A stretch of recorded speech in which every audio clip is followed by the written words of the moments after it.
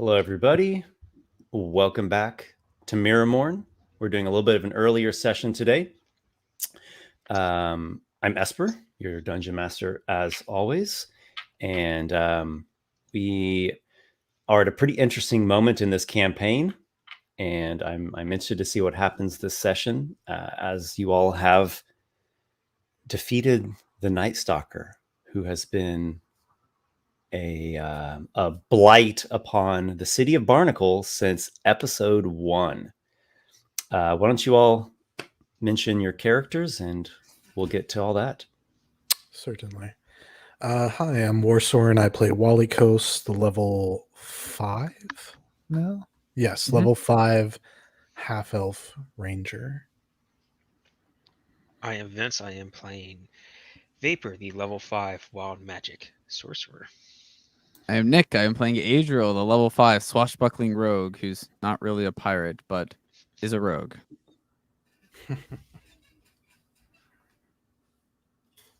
Aygir. And Aygir is a hobgoblin artificer who is with us, I assure you. So yeah, let's jump into this. As I told you guys, I'm actually pretty tired here today, so I'm hoping I don't run out of juice or start forgetting really important, crucial things. If I do, please forgive me. Oh, there you are, Adam. Hello. If you do, I'll just declare myself the Dungeon Master and start reciting Dungeons and Dragons and Bitches verbatim. Mhm. Okay, I mean, well, that'll work. There's a club at in Isildur. Yeah, we'll see if we get to that. All right, so we are going to start off with Vapor.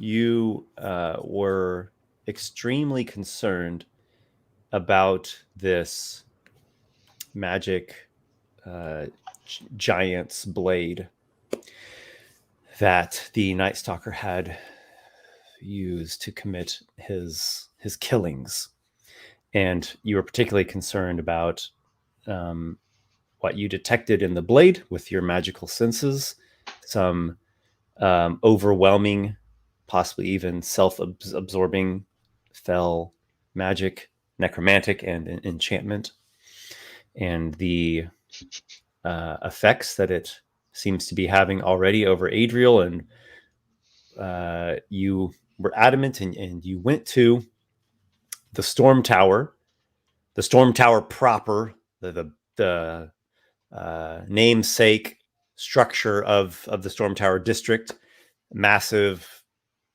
once upon giant's tower, probably soaring some 500 feet into the air. And you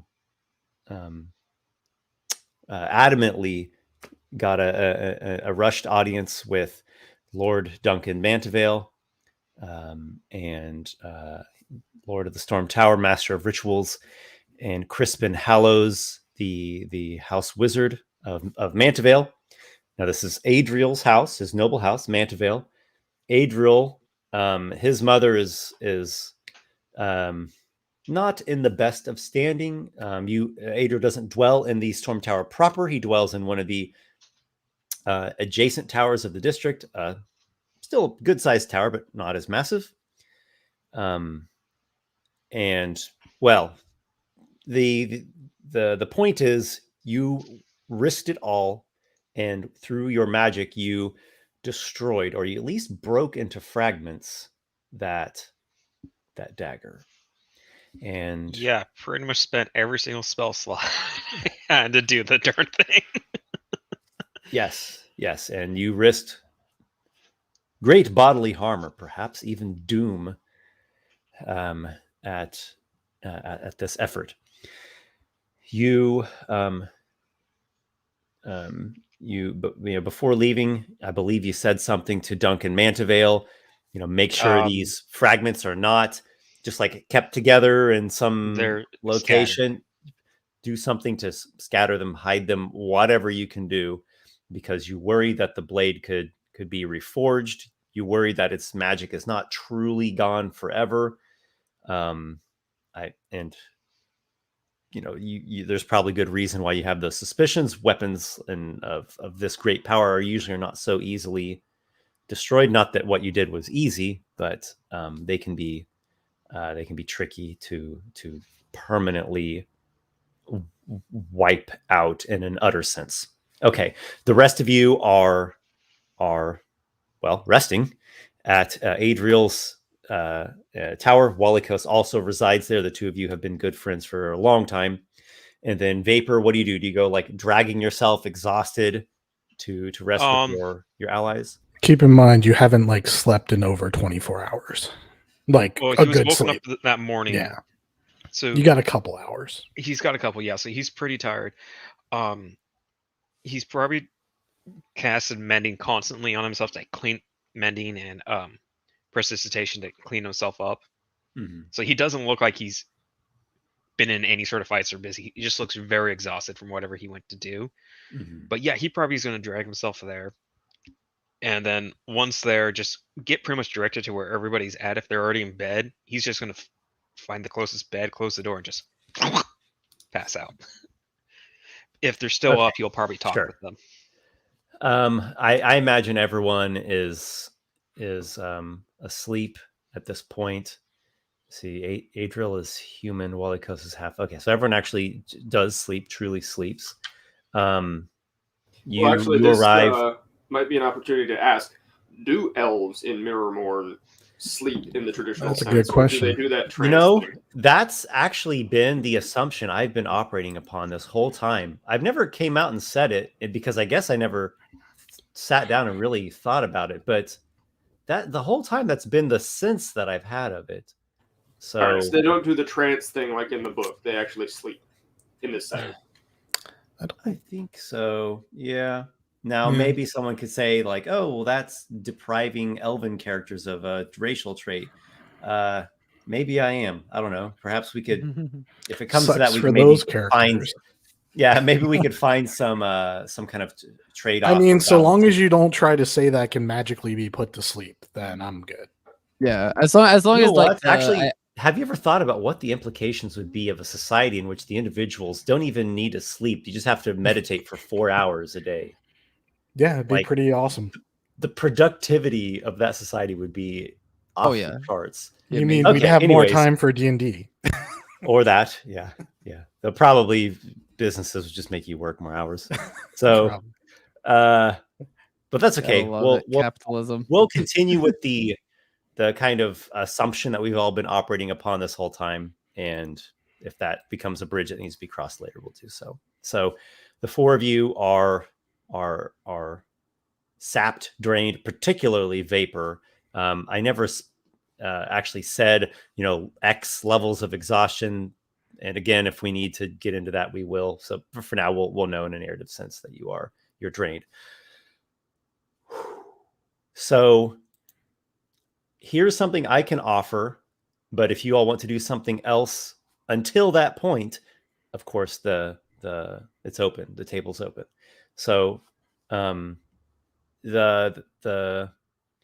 understanding is that Sorcerer, guard captain, and Lord Duncan Mantevale are immediately bringing the Night Stalker's demise plus the investigation that they and you all did, bringing all this to the attention of the throne of the Duke, to the Duke and his court, who is going to want to speak with you all. And this is giant news. Like, this is news of the decade in Barnacle. This is massive. Yeah, we so just found a serial killer that had been terrorizing the city. Yeah, who even slew a knight of House Drakestone. Yep. In his home in Longcastle. So yeah, it was tremendous. Plus, there's suspicions of the Night Stalker somehow being related to the political and social turmoil, friction of the Merocrats and House Drakestone that's been simmering and even boiling over it sometimes. So it's huge. We can go to that. So I'm offering you guys that. We can go right to that because that's, I think, a pretty interesting thing. But again, if you have something that's like, what do we? Oh, after I rest, I would. Yeah, I actually was gonna do something after Adriel during wants the to do night. something. Yeah. I also have a thing. And Aygir. No, Aygir, only me, not you. Oh, I will defer anything. Okay, I don't think I so- need a scene. I'm cool. I'm cool with if Aygir was gonna do something before the night, you can go for it first. I'm gonna do something at night, so we could just do it Oh, okay. chronologically. Well, if you mine like. would Yeah. be go mine would for be it. in the morning and would involve actually going somewhere. So if yours is at night and doesn't, then Point do that. point of Yeah, order. go for it. Let's keep it chronological. Point of order. Yeah. We caught the Night Stalker around noon. I thought. Yes, Like, I believe so. Right. We Yeah. hunted him through the night into the morning, caught Mhm. him like probably early morning, noonish. Kind of Mhm. my And then assumption. we went and collapsed. Are we getting a full rest and then you're going to do your thing? Is that what you're saying, Adriel? Yeah, I'd be doing this at night. Yes. Okay, so we haven't been summoned before then, Esper, just to be clear, because if that's going to happen before then, we should deal with chronologically. Right. There's no summons that interrupts your long rest. Okay. So we can say the long rest has been completed, and you all can refresh from that. There was a, let's call it a missive that was delivered to your tower to while you were asleep. It was basically saying, we are awaiting the official summons, but expect that it's going to be happening forthwith. But it's nighttime, so it probably isn't going to come in the middle of the night. So we Not have going to at come in the least middle of the night. we're going to have till morning. So Right. So if Adriel is doing his thing in the middle of the night, then he should go now, and then Aygir's thing will happen around like dawn. Roughly. Oh, are you doing? Yeah, are you that's- doing that's this in fine. the morning? Oh, okay. I thought you were doing it now. Okay. Oh, it's whenever he wakes up, but that Gotcha. won't be in like the middle of the night. actually, now that I think about it, is Adriel just going to like leave without saying anything, or just okay? I mean, because we'd all be awake, I assume. At nighttime. I mean, we slept through the day. True. I guess in that case, then like Adriel would probably Adriel's basically going to go when people are asleep. So whether that be he's waking up before they wake up, or if he has to, he would like if there's no way he can wake up before people wake up, he'd probably just stay up. Like, Sorry and to yeah, make he it would complicated. Yeah, no, you're fine. Yeah, no, like if he can, he would wake up before people wake up. If that's not possible, he would Let's- definitely just stay up and take the level of exhaustion. Probably. Let's just say we're still asleep. You get up a couple hours early. that's kind of what I was thinking. So yeah. so you don't quite get your full long rest, but Esper will probably hand wave it that you can catch up your sleep in a bit afterwards. Okay. Or you'll just sleep through the night and then you'll get your long rest there. So What is it, Adriel? What's the this force or occurrence that rouses you from your rest? I want to go to the castle where the sword is, and see if I can get that sword back. Perhaps, possibly, potentially, depending on circumstances that happen. That may or may not have happened before this occurred. You awaken, and it's dark, and there is an urge within you to reclaim we're going to call it a short sword. Indeed. Yeah, I would. Are you sneaking out? Are you slipping out? I'm slipping out, sneaking out. Not gonna tell Walykos, Aygir, or Vapor. No one needs to know. And if the guards see me, I'll just sort of like, tell them like, just don't say anything. They'll listen to me. Okay. I'm their lord. I'm their master. They're not gonna say anything. All right. So you slip out of your immediate family's tower, which we'll have to actually name that. It needs to be something more than just like the bird's roost or something. Adriel's tower. Not yet, at least. And you slink over to the actual storm tower. Mhm. The storm tower has a large front arching door that once was a giant's door. So it's this massive double door, heavy reinforced thing. At this hour, you see there are Could I clarify one thing real quick? I don't know if I would have time to do this or not, but like when I am going to do this, like, you know, because I'm probably going to be going inside of the storm tower stealthily and whatnot, I would like I don't know if I have like extra clothes or a way to like basically, so generally I have like my mask and stuff on, right? Like all the time, but like people who would see me might still know that it's Adriel even with the mask. So would it be possible to have sort of like a different kind of my normal garb, like a different kind of outfit, so that if I were to be caught, they wouldn't know it's Adriel? Does that kind of make sense? Like either Okay, with so paint you put or on something put like, on yeah, some clothes that you haven't worn in a long time. exactly, Not yeah. to interrupt, but doesn't he have a disguise kit? Oh, I do have a that's true. I do have a disguise kit. Yeah, so I probably do something like that. Yeah, take a little Okay, and extra you time just to use make and sure. you augment that with some practical effects from your disguise kit, so that you do not in any obvious way appear the way that you typically do. Exactly. And okay, so there's this massive front double door, reinforced double door to the storm tower. The lighting here mostly is dim, you know, some ambient nighttime light. There are some lanterns that get tended about the grounds of the district and the tower, the tower doors step.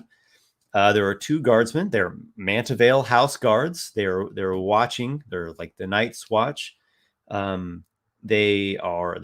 They're 2 men. They're speaking to themselves. They're having some kind of conversation.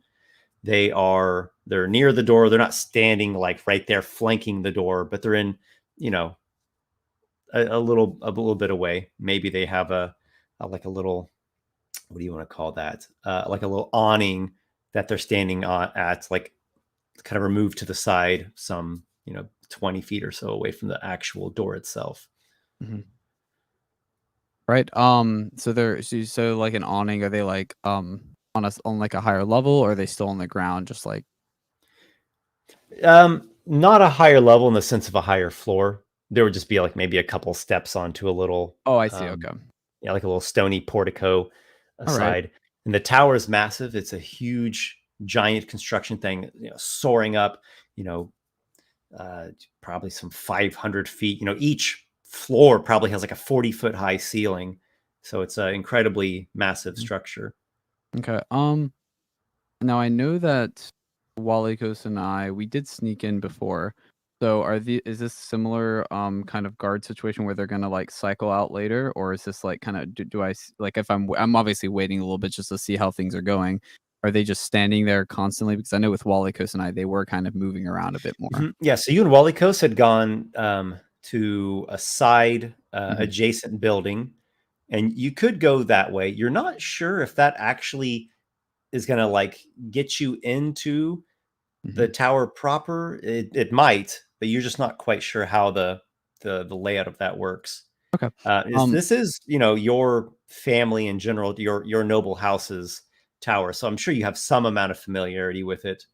But I don't know if you know the exact layout. I probably wouldn't, because you know that this front door definitely is going to get you to where you're wanting to go. You're wanting to like get up into like a vault or a treasury or some kind of protected chamber.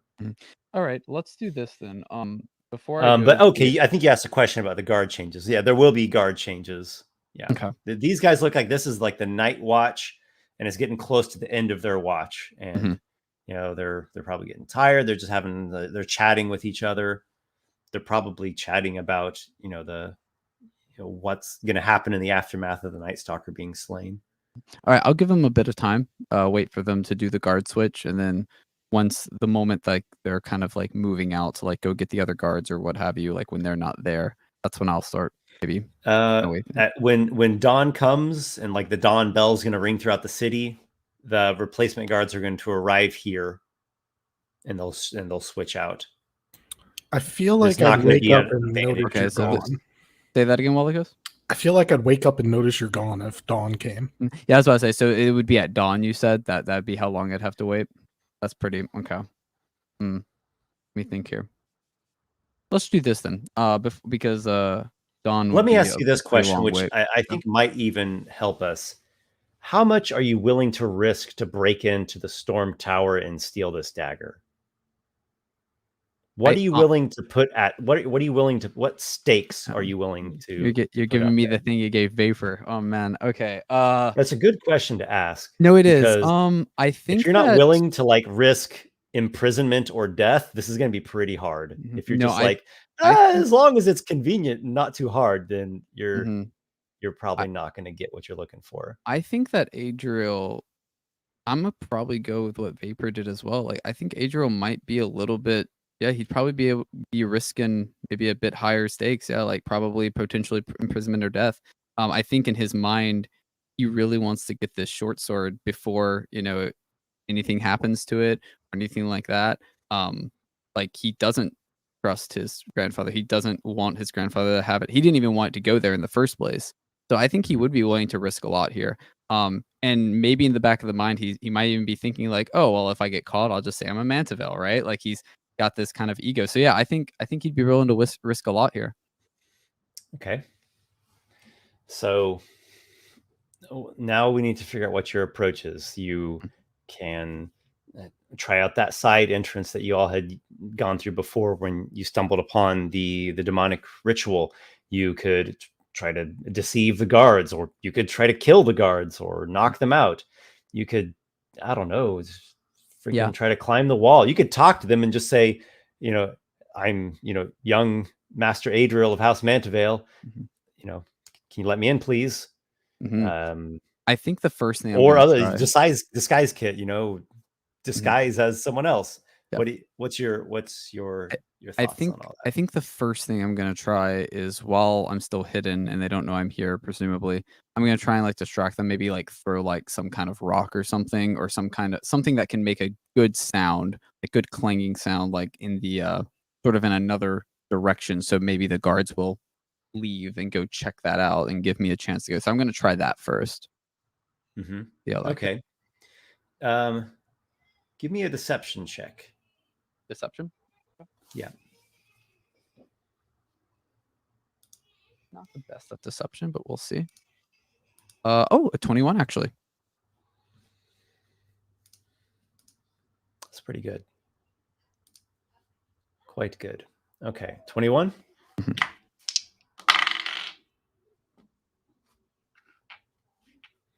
Okay. The guardsmen go to check on what this noise is, and you hear them utter things to themselves. They do produce a lantern of their own to get some lighting, so they can see as they're going around, the other less well lit side of the tower, away from the front entrance, probably even away from those other side buildings.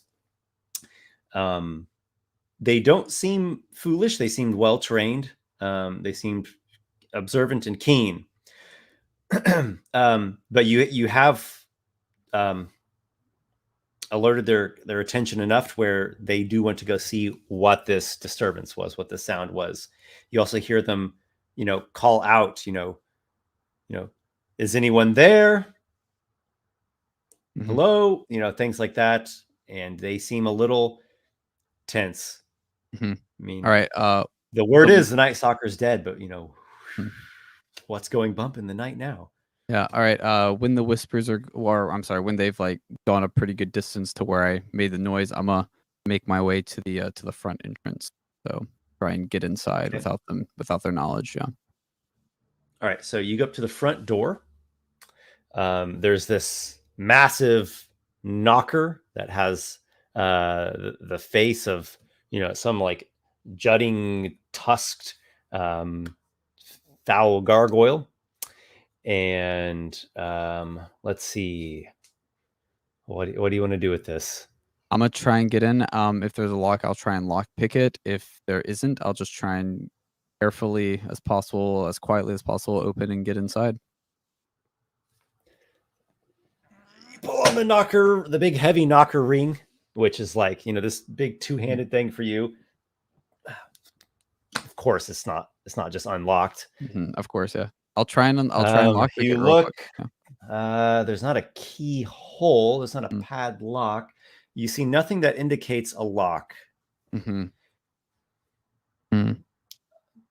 The guardsmen, the night watchmen are still around to the side where you had drawn their attention. Okay. All right. At this point, then, I'm You going. also have like lantern light shining right on you. So if someone were to walk by, they just Mhm. see you right there in front of the door. Yep. All right. I'll stop pulling on it, and with that spoiling my plans, I will actually pull off my mask, pull off my hood, and I'll actually walk over to where the lantern light is, where the guards are, casually, like just casually going up to the guards, approaching them, like making sure that they know I'm there. Do you say something? Do you like Yeah, call out like, "Oh yeah, there"? I'll say, hello there, guards. I didn't see you in the front. You over here? Okay, the guards turn around and they see you. Master Adriel, Hmm. is all well? Yes, no, I wanted to come visit my grandfather. I know it's a bit late. I just I got an early bed and I woke up a bit at night, and well, I need to discuss some things with my grandfather. I didn't see you in the front though. Would you mind letting me in? I don't have any Come kind this of way. key or anything. Yeah. Sure. Of course, come this way. So the one guardsman stays close to you. The other guardsman goes up to the door, and you see him lean into the ear of the gargoyle. His lips move a little bit, and he hauls open the door. The inside has a few night, like pillar candles and such that are lit, but it's pretty dim in here. And the guardsmen, ask you to wait. They're going to summon, one of, they're going to rouse, one of the servants, and they'll talk to you shortly.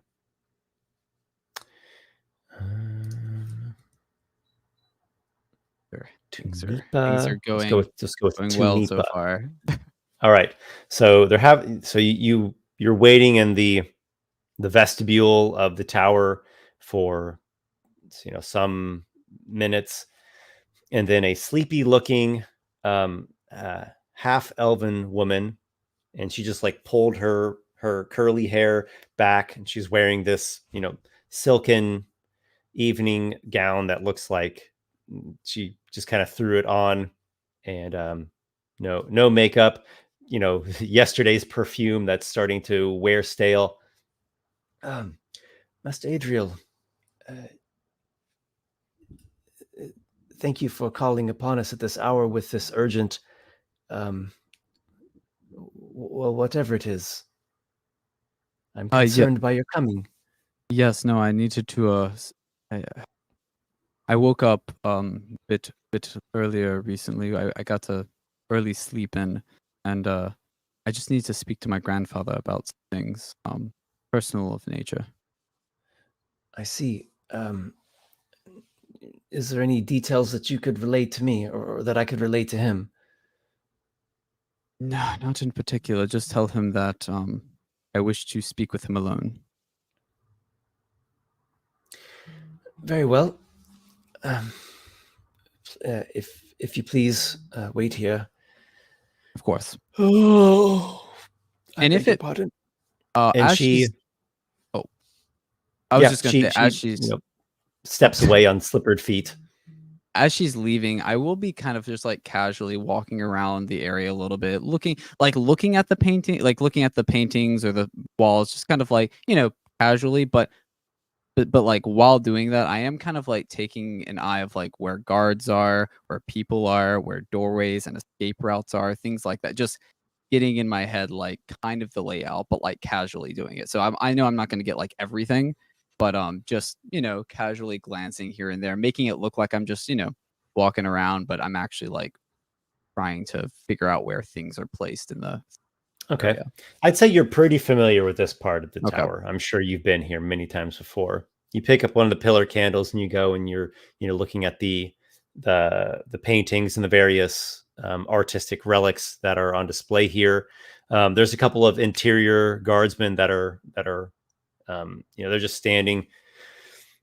They're not really making small chat. They look like they're about ready to be done with their shift, and they wait there. These are like actual tower guards, so they've got some better equipment, better armor and weapons, helmets with crests and such. And so you are just stepping about casually inspecting. And again, you wait for some time, and Tanipa comes back, this house servant or tower keeper, half elf, and she says, Lord Duncan is most fatigued. He stressed that if it is not a matter of dire urgence, that he would rather all meetings wait until morning, until after he has taken his breakfast. Why is he so fatigued, if you don't mind me asking? Didn't do much during the fight with the Night Stalker. I'm afraid I did not ask, Master. Well, would you please take me to him now? I'd like to speak with him. And I'm going to actually just kind of like start walking past. So you walk past her, and she, follows behind you, and is, she herself is quite tired. She's not, wanting to make offense to a master of the house, let alone someone who just aided, like as a hero who has just slain the Night Stalker, the biggest hero. Yet the Lord of the Tower who is an elderly man and had a very long day, is not wanting to have any audiences until after breakfast. And so you make your way. Do I know the way? Do I know the way to his room? Maybe you do. Make like a history check. Yeah. Okay. That's still just intelligence for me. 16. Not amazing, 16. But not terrible. All right. So you know in general how to get there. You don't know exactly like which door is his, but you know what the floor looks like that has like the bed chambers. There's two ways to get there. One is like just walking up the steps, and you're going to be walking for a really long time because it's such a massive tower. The faster way is to take the hoist. That, of course, assumes there's someone to work the hoist, which they would probably need to summon someone at this hour. I would just take the long way then. I'll just walk. Yeah. All right. So you're up the steps. I'm gonna, while I'm doing that, I'll look at the turn and say, "You're sure this is the right way?" It's been a while since I've been here. Nobody is following you up those. Oh, steps. She's not following me. Okay. No, it's a long climb. Okay, yeah, I'll just go all the way up. You're just going to be walking this place till you find him. Yeah, he's like not going to be in his room. He's going to like you ascend the massive steps in the vast, dark, shadowed hall, lighting your way with a candle you've taken off of a candle stand, and your steps, echo into the darkness of the massive tower. And here and there you catch glimpses of hanging tapestries and busts atop pedestals. You come to a landing. There's another floor, and this is not the floor of the master chambers. And you keep going. You eventually do hear a cranking sound of someone operating the hoist. So someone's using that. And you hear the sound of like a rising cage. It's not close enough to you to really make it out, but like the sound rises up and then it like surpasses you, and clearly someone has just gone up much higher. I'll whisper to myself, should have taken the hoist. Are you going up the stairs slowly or quickly? Ooh, I'm gonna say quickly, as quickly as I can. Yeah, because I do want to get up. I want to get to my grandfather. Give me a Constitution check. Is it a saving throw or just a check? Just a check. Okay, it's the same thing. That's terrible. 6. That's a terrible con save or con check. Sorry. That first landing, and like your heart's like thumping. You're starting to sweat.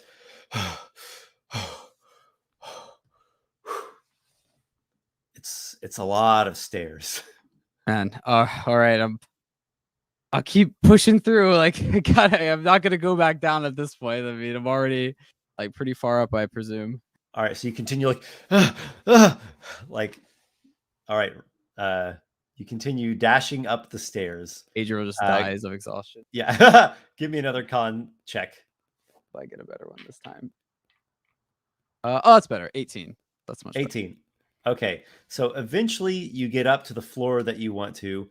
You're out of breath. You're sweaty. You're You're not exhausted. You've succeeded. So you didn't get any levels of exhaustion, but you're winded. Like it takes you a few minutes to really catch your breath and to calm. You are at a floor of the tower that has many like exquisite doorways to large plush opulent bed chambers. Mm-hmm. You are met by someone someone who you are familiar with. His name is Varric Mantavale. He's a 36-year-old elven man. He is also a grandson of Duncan Mantavale through his eldest daughter, Locke, your aunt. So he's your cousin. He is a knight. He is not wearing knightly armor. He maybe has on like a gambeson or some kind of doublet, something you could put on quickly. And he has his sword and his sword belt. And he's just standing there looking at you with his head half cocked. Oh, cousin. Excuse me. I didn't know if anyone was awake for the hoist, or didn't want to disturb the slate of how. It was a very long walk. How are you? Tunipa informed me that she relayed to you the Lord's wishes not to be bothered until after he has taken his breakfast in the morning. Yes, I'm sure. What is it that's so urgent that has brought you here in the middle of the night, disturbing all of our rest? It is of a personal matter, but I do need to speak with him tonight. Does this have something to do with the arguments you two have had recently? This bad blood betwixt. There's no way this is of your concern, cousin. I simply want to speak with my grandfather. I don't see why that's a problem. I got to bed quite early and I woke up late at night and I had this urge to speak with him. Is that a crime to speak to my grandfather? There is something very strange about your coming. I think you need to go and get some more rest, and we'll speak about your urges in the morning. I'm gonna kind of stand up at this point. I don't know if he's taller than me or not, but I'll look him in the eye and say, I need to speak with him tonight, cousin. And I'm going to speak with him tonight. And I would rather not have tell me something other than vagaries of urges. What is it specifically that you need to speak with him about? Well, I have to speak to him somewhat about the Night Stalker and what happened that day. Or yesterday. Quite important. Adriel, this can wait until morning. Go home. Are you going to stop me? And when he doesn't say anything, I'm just gonna walk. He just looks at you, kind of sizing you up, trying to figure out what exactly or the meaning of your words.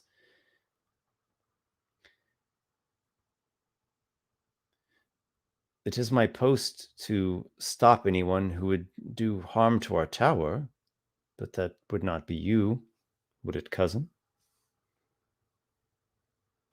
I'm not smiling in the game, but yeah, I say, of course not, cousin. I simply want to talk. If you think I am a threat, by all means, you can take my weapon.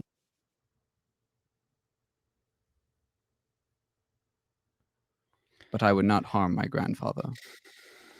You are testing all of our patience greatly, Adriel. I realize the deed that you have aided in, you and your party have aided in the dispatching of the Night Stalker was indeed heroic. And I recognize that you are due some honors. I am not here to deprive you of your honor, but something is amiss about this exchange, and I think you need to go and finish resting. We all need to finish resting, and we'll speak about these matters in the morning. That's my final word, cousin. I'm gonna look him up. I'm gonna size him up a bit too. Like, what does he look like? Does he like what's he wearing? What's his weapon? Like, what's he got? Okay. Armor wise, I would call it a Gambison. So like a +2 plus his dex. His weapon's a longsword. That's it. He's got on shoes and a ring on his finger. You know Varric. You've grown up in this family. He is a knight. One does not become a knight just by simply having good manners. He is a courageous man of noble blood and refined education, and is an expert with in the arts of combat. I have a question. If you want to make an insight check, if maybe that's even more towards gauging, could I take him if I would if it were to come to the single combat? That's kind of my thoughts, yeah. But I'm also curious of Okay. like a history perhaps of us. Like I know that we are cousins, and I know that I'm sort of the black sheep. But has there ever been a moment in my childhood or in our childhood where we have like done like sparring or like play fight with each other? Has that ever happened? A few times, yeah. When you were younger. Mm-hmm. So he's older than you. He's 33, 30. He's 36. He's much older, yeah. Yeah. So you have some memories of when you were pretty young, and he would like play fight with you, but you've never never had actually, a serious sparring match with him. I don't know. Maybe he's showing you a few things because you are actually a swordsman yourself. All right, yeah. I'll go for the insight. Get an idea. All right. 15. 15. Okay. You would have something of an advantage in that he is not he's not wearing his full armor. So that's a little something. He doesn't have on like his typical breastplate and helmet. Is that enough to make it a certain win? It would be a risk. Okay. I mean, beyond all the implications of you murdering someone and like killing your own blood, beyond all the moral and legal questions of it, morality. It's he would be a very challenging foe. Someone you could potentially defeat. You yourself are quite accomplished. It would be 50-50 basically, yeah. Maybe it's just one of those, you get this feeling like I could take him, but he could take me. Okay, yeah. I'll what I'll do then is I'll kind of like get in his personal space, and I'll like I don't know. I kind of imagine he's taller than me, so I'll like look up at him and say, "Cousin, I'm going to see my grandfather tonight, and you're welcome to try and stop me, but I'd rather not fight you here and now. And you could beat me, but I could also beat you, and well, that's going to look very good for a knight losing to a bastard noble. So let me through, cousin. Let's not fight here. The night, people are sleeping. I just need 10, maybe 15 minutes with my grandfather."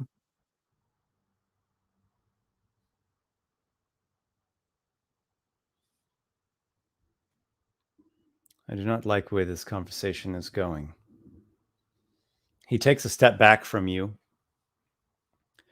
Tunipa! Jory! Tom! Come in here, would you?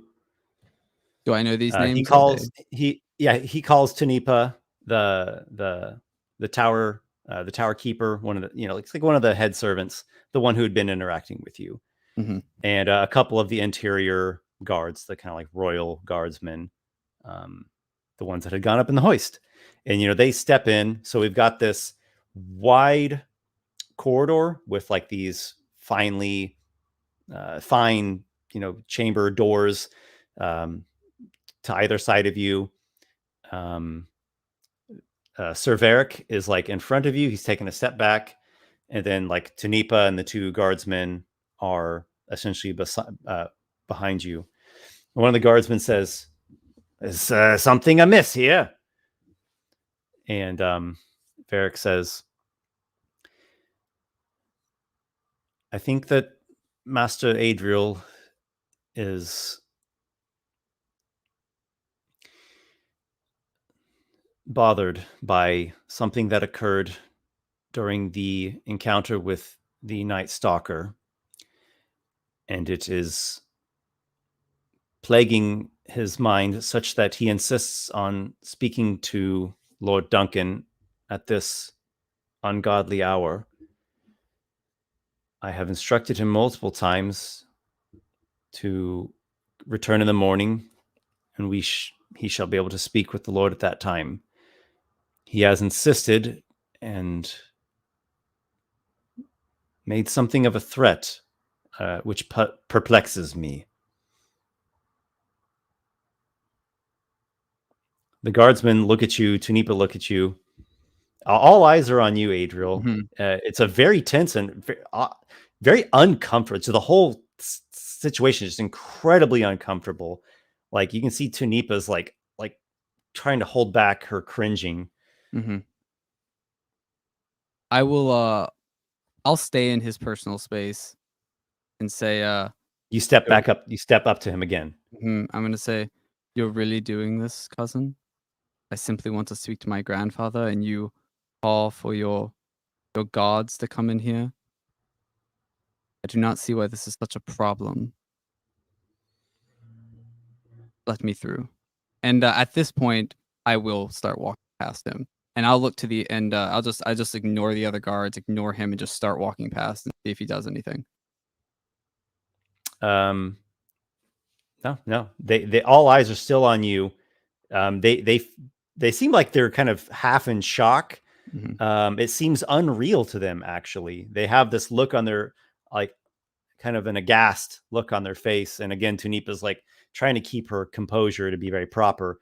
And you shoulder past Sir Varric, and where do you go? Start making my way towards the bedchamber of my grandfather. If I know where it is, if I don't know where it is, I'll just looking for it. I'll find it. There are 6 doors on this floor. There are also stairs on either end that you can take flights up or down. Also to the end behind you, there's like the hoist landing where you see like the cage is there, and it has its like a chain pulley crank system. The doors, there's 6 of them. 2 of them look more like larger and more elaborate, like with the door frame and the door itself. So you imagine one of those would be to the Lord's own bedchamber. I will try one of them. Yeah, I'll just go for it. Yeah, I won't even knock. I'm just gonna open it. All right. Do you want even or odd? Odd. Okay, so you go to this door, and you're knocking on the door. No, I'm just opening it. No knocking. Just going in. All right. The bedchamber is certainly locked. You do see there is a keyhole built into the door. All the doors have keyholes built into them. If it's locked, I will knock. Like if it doesn't, yeah, I'll knock. All right. So you try the door. It's locked.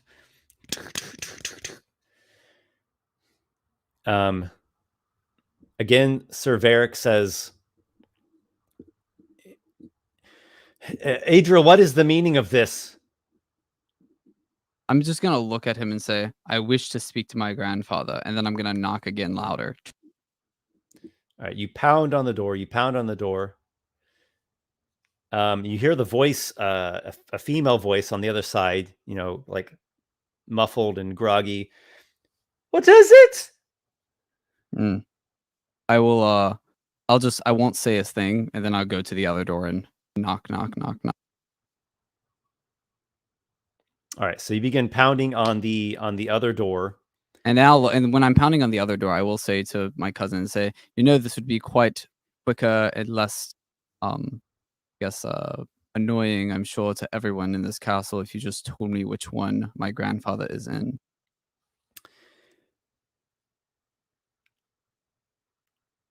Something happens. Only you are aware of it because it's mental. It's, I don't know if we want to call it telepathic, but you feel a hand, a large, powerful gauntlet upon your shoulder. It's the same hand that you took when you picked up the dagger. You feel it on your shoulder. This is not the time. Be patient, Adriel. You will get what you deserve.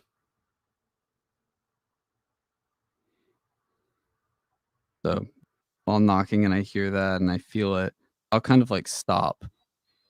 And then I'll look up to my cousin and say, "Perhaps you're right, cousin. Perhaps I should wait till the morning. I apologize for my intrusion." Tell him you're under great strain after the fight with the Night Stalker. Goodness.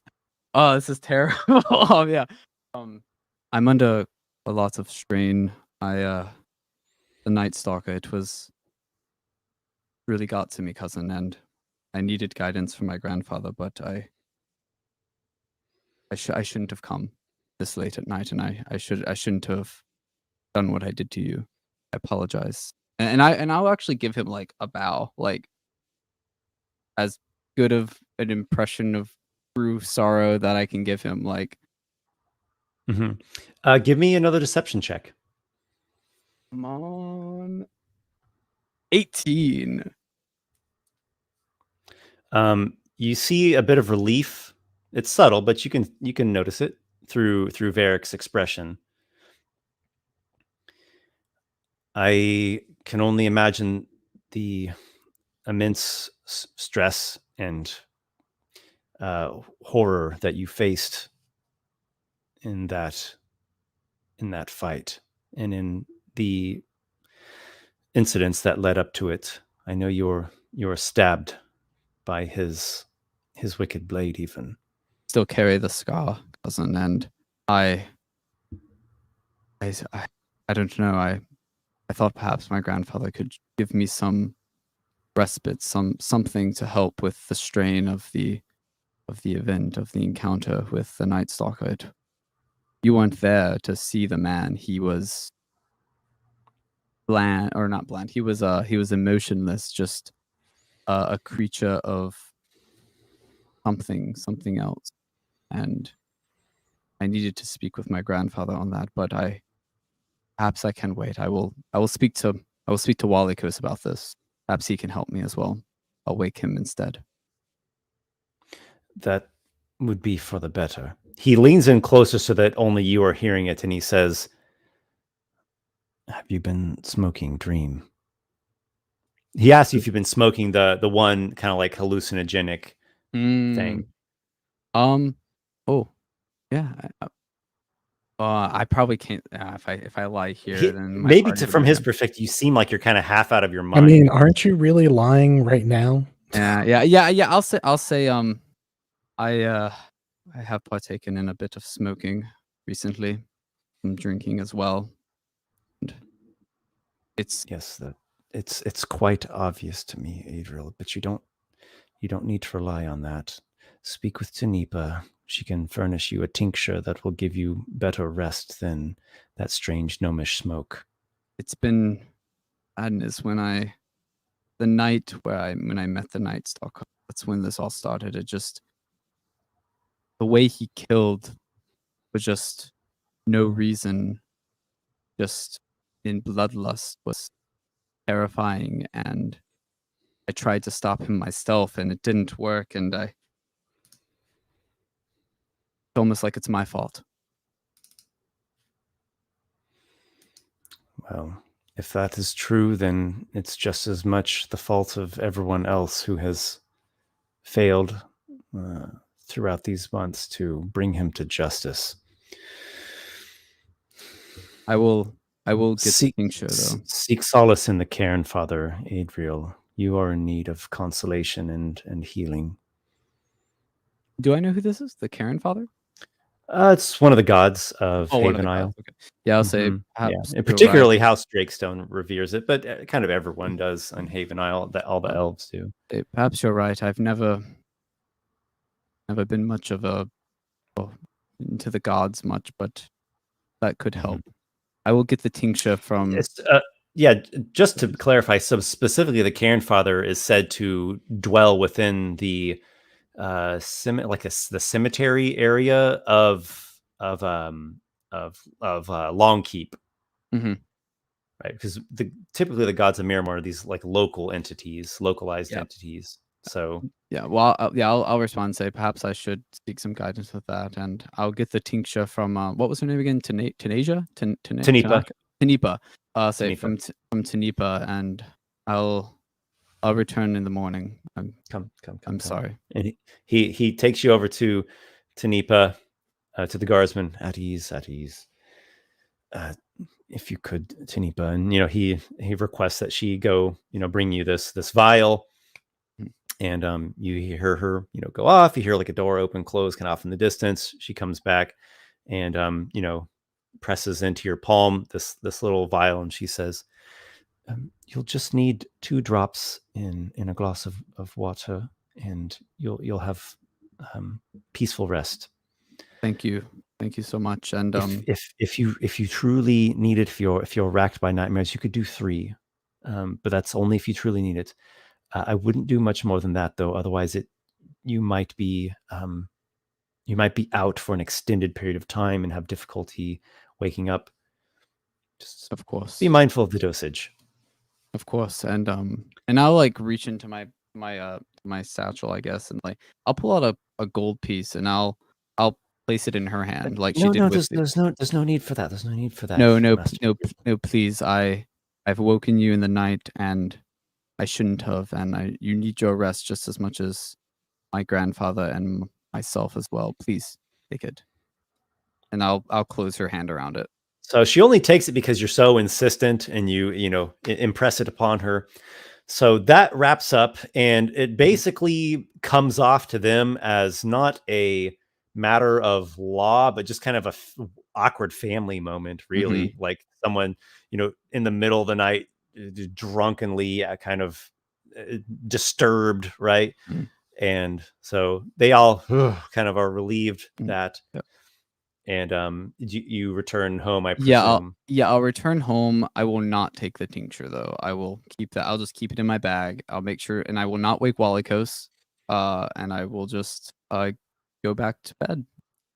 As you do, the words of the voice, they stay with you. They seem to have an echoing effect through you, and you get this feeling of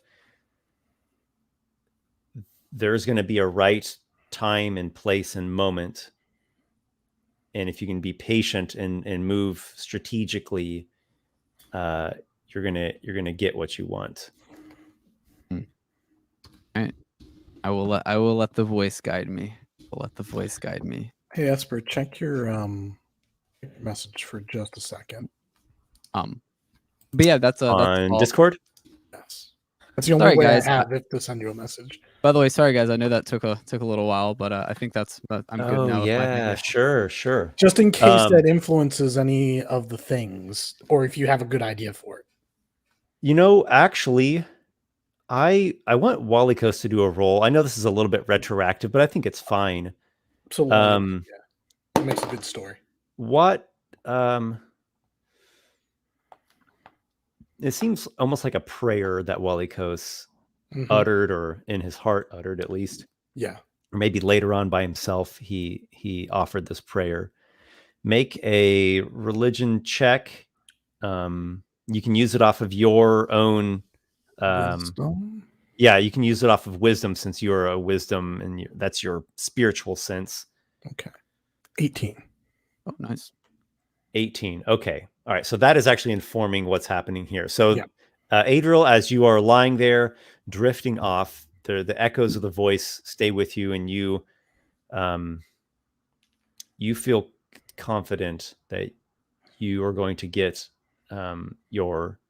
you're going to achieve your goal. You're going to get what you deserve to get. What is rightly, That's right. yeah, is rightly within your very grasp. But that's actually not the last last word. The last word is you feel something in under your clothes. We'll call it a pocket for lack of a better term. You feel this feather. Now that's not that weird. You dwell in like an avian roost, right? A rookery.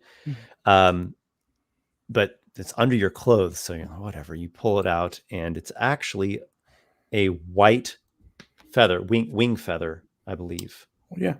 Yeah, a white raven wing Mhm. feather.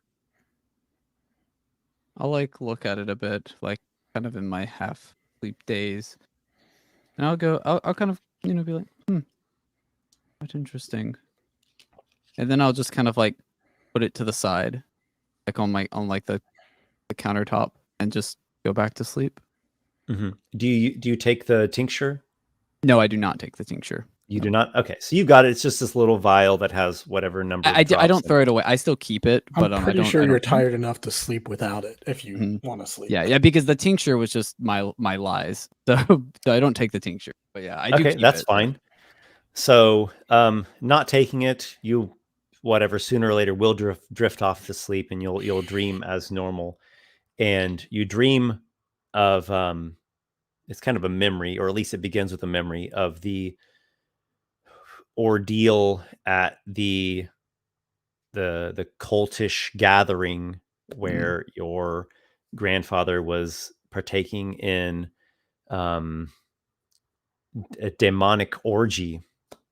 And then there was the appearance of Utsira, the White Raven, who is not a god from Haven Isle. It's a god from Terra Morgana, the homeland of the elves, where the actual, King Drakestone resides. But there was an appearance of the spirit, and it had a connection with Walykos even. And you're seeing this playing out, not from your own eyes as if you're reliving it. You're seeing it as though like a third party watching it, as though like a dream drama playing out in front of you on some kind of mystical stage. And you see pools of light from the beams coming down from this white raven amidst a large black chamber whose bounds are unknown. And you see yourself there with the beam of light, almost like a spotlight shining onto you, and your misdeeds being laid bare, your past misdeeds, which are many and some of which are very grim, such as the killing of the halfling in the boat. He deserved it. And I mean, come on, like. and okay, so that is Adriel, or at least that's Yeah. one Adriel Mhm. who's saying, he deserves yeah. it. And you see the feather, floating down, like the same feather you just found in your pockets, floating down through the spotlight, drifting. But it's going to one side, and then there's the other side, which is this, what you just said, that he deserved it. And I'm going to get what's mine. And you see the drama play out almost like like a theater mask, the drama masks of Mhm. comedy and tragedy, or the smiling face and the Yeah. grimacing face.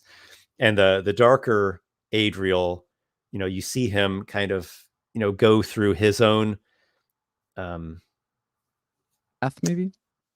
yeah, you see him walk down his own shadowed path, and he's like, reforging this blade that's been shattered. Which actually that might be information for you, because I don't think Mhm. anyone else other than Vapor knows that it's shattered, but it comes to you in this dream Mm. that you're like the blade, like you're remaking this blade. And so we see this dark scion Adriel, the dark side Adriel. And we also see a light side Adriel taking a different path. And it's a path of nobility in all meanings of the word nobility, Mhm. of scars being healed. You also see it as a path that keeps you close with Walykos. Mm. And you see, let's call it the light side Adriel. So it's just a dream. You don't have to do anything. It just, you get this premonition of things which are currently happening and things that could come to pass. Mhm. So I want to leave that at that. No, that's Let's fascinating. Yeah, that's really cool. Actually, yeah, that's interesting. let's go to Aygir. The following day, everyone got a lot of sleep through the night. Although this is You mentioned that there was something that was on your Yeah. mind. This will be happening more or less as soon as he wakes up. So like at dawn, if not even a little before. Like probably, I don't know if it makes sense for dramatic license that it actually happens. Like Adriel comes back and Aygir has just ducked out and they just miss each other, or if it's more like he's just fallen asleep and then the next thing to happen is Aygir gets up. Well, But- you're not in the I like- same room I with like- us. Yeah, you're in your own room. Well, right. I just mean in the house in general. Yeah, I I like- think it makes sense for Aygir to wake up just shortly after that. Maybe just as dawn is starting to come to the sky. You're probably still tired. Maybe you're going to sleep again some more, but there's something that's, Right. Well, 'cause he's been something thinking about mentally this. is rousing you. Right. He's been thinking about this since yesterday. It's going through his head, and he's probably maybe even silently muttering under his breath about like, oh, I need to tell him. It's just I have to know. And sort of doing that, and without really noticing anybody else, he's just going to duck out of the house himself and head over in the direction of the broken tower. Okay. You step out onto the cobblestone streets of the Storm Tower district, with the sky starting to turn that dark, like a darker gray, with these hints of a golden rosiness in the east. And the Broken Tower district is it borders the Storm Tower, right? It's here in this general noble region, so it doesn't take you a long time. There's a few people on the streets, the people that they want to get their shops and their affairs going, like right at the crack of dawn. So the city is starting to wake up and come to life as well. And you pass by some people, and you come to the Broken Tower. Again, it's one of these massive giant constructions of old, though the top fifth of it is this jagged, never fully repaired stump. And you knock at the door, you call at the door. Yes, in precisely the opposite fashion as Adriel, loudly and with much fluster bigger about it. Yeah. Okay. He wants to call attention to himself. Sure. All right. So you really call at the door, and it's not answered immediately, but shortly after by a groggy, not quite woken up yet, Adelmond, the dwarven butler of the Broken Tower. wearing his half mask of some injury he sustained on a fire galleon many years past. Aygir. Ready to hoist. Ready to hoist at I'm- once. Is Connors awake? If he's not, then he should No, be. I'm not awake.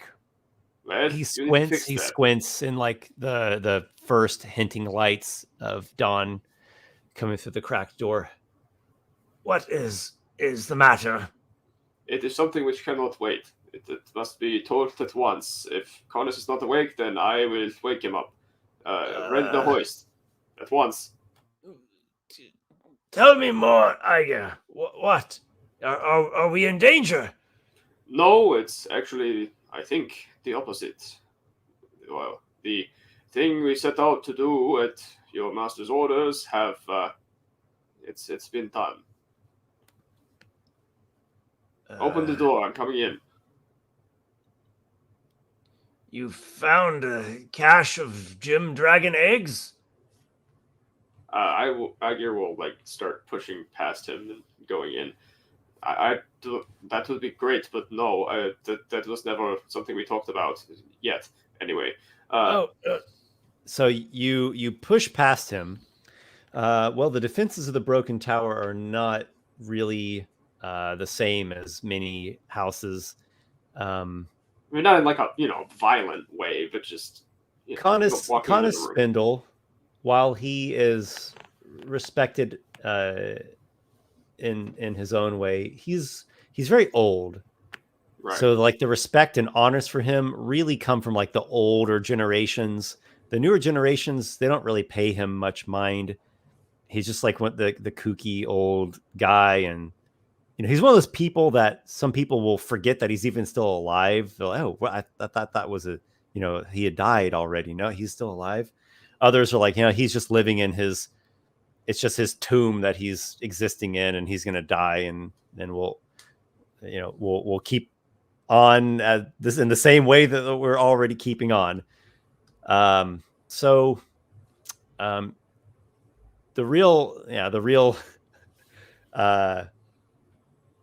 resistance you'll face is just Edelman himself, kind of like falling behind you, insisting that he, What is the meaning of this? It is important business. I'm sorry I had to do that, but there's no more time to be wasted. We are probably going to have to appear before the Drakestones later. I had to come and tell this now. Give me a Ready to persuasion hoist. check. Alrighty. Oh boy. Rolling a charisma skill with Aygir. Here we go. Let's see what fresh hell awaits me. Well, actually, that could have been worse. It's a 9. It's not good, but it could have been worse. Now wait here just one moment, Aygir. You're not going to bamboozle me. I haven't even had my breakfast yet. What in the 9 hells is this about? The Night Stalker is dead. He'll just I don't care if the Night Stalker is dead. The Night Stalker is dead? The Night Stalker is dead. What? You heard what I said. I did not stutter. The killer, the blight, the horror. That will be the one, yes. How do you know this? I was there. You were there. What do you mean? I mean, possibly literally his blood is on my hands and that of my associates. You and your company defeated the Night Stalker, you say? Yes. What about Adriel? He seems a sharp one with the blade. Did he contribute? He dealt the final blow, of course. The one with the knife. I'm not surprised. Not surprised, that one. He's got his father's blood in him, who is a great warrior.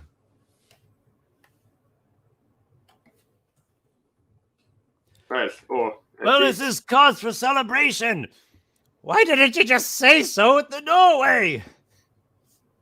You didn't just have anybody on the street hear it. I had to be inside at least. I'm ready to hoist. Connor Spindle needs to Don't you know if how he's to not whisper? already. What time is it? This is not whispering matters. This is not a conversation for quietude, if that's an elfin word. It's not my first language. The homunculus Mercy has been roused by this point, and he's flapping and fluttering about excitedly, which you don't know if it's because he's like pestered that you've barged in here so early, or if he's happy because of this this triumphant news. But you know, he's fluttering and flapping about, and you even get a couple wing flaps in your face. And Adelmond says, Here now, here. and takes you over to the hoist. And I'm assuming you're going to get into the cage. Yep. And all right, he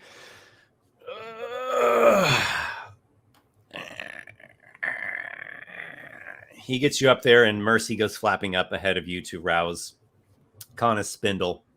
And I can't even remember if, I don't think a homunculus talks. No, it doesn't. I can't remember if it has a. No, it doesn't talk. I meant telepathy. Oh. So he goes up there to rouse telepathic bond with Master. Okay, yeah. So he goes up there to rouse Connus Spindle and relay what Mercy, what he just heard of you. And so you're meeting with Connus Spindle. He comes to you in the upper hall, which you have visited a number of times by now. That is filled with all manner of spare parts and art objects and vague shapes underneath cloths and tarps. The place just always seems to need a dusting. It never gets completely clean and swept free of cobwebs. And he's got his large chair that he is fond of sitting on.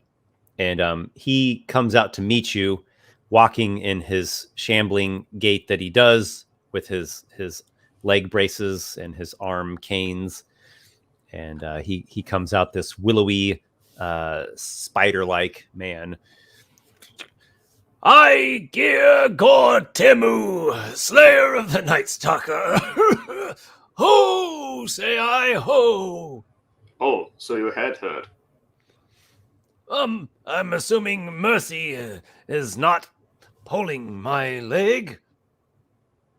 No,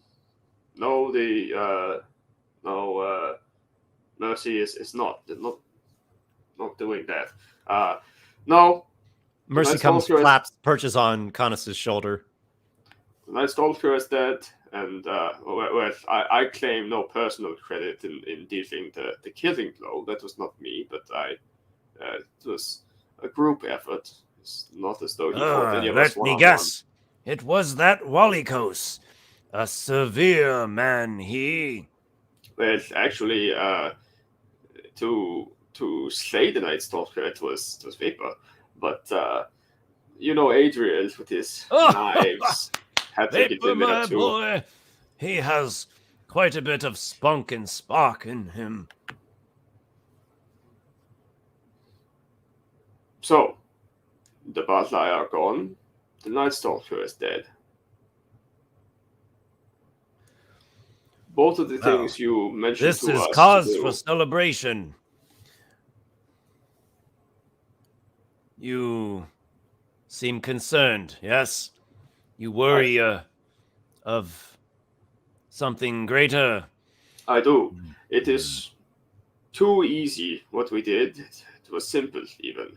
The Night Stalker fought hard, but he went down and died like a man, like an elf, like a being of flesh, if a bit odd.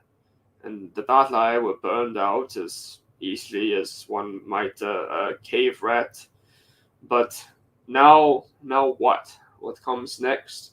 And what is it that I have not yet been told? I've heard things. Walykos has told me of things of his former master and of goings on with fire giants. You have given cryptic beginnings of hints at what went on in this place under this city for however long, 100 years ago. I need to know more. I myself, who has not yet been informed fully, need to actually know what it is we're dealing with. This is it. Are we done? Now that the Night Stalker... Oh. If it truly were done, it would just be the rapturous end of the world of all, and we would simply pass on to some state of celestial bliss. I can't imagine what that would be. No, it is never done. I was under the impression that you had a mind to continue your exploration of the giant chambers, what sprawl beneath the arcane sanctum you have claimed in the crumble. I do, yes.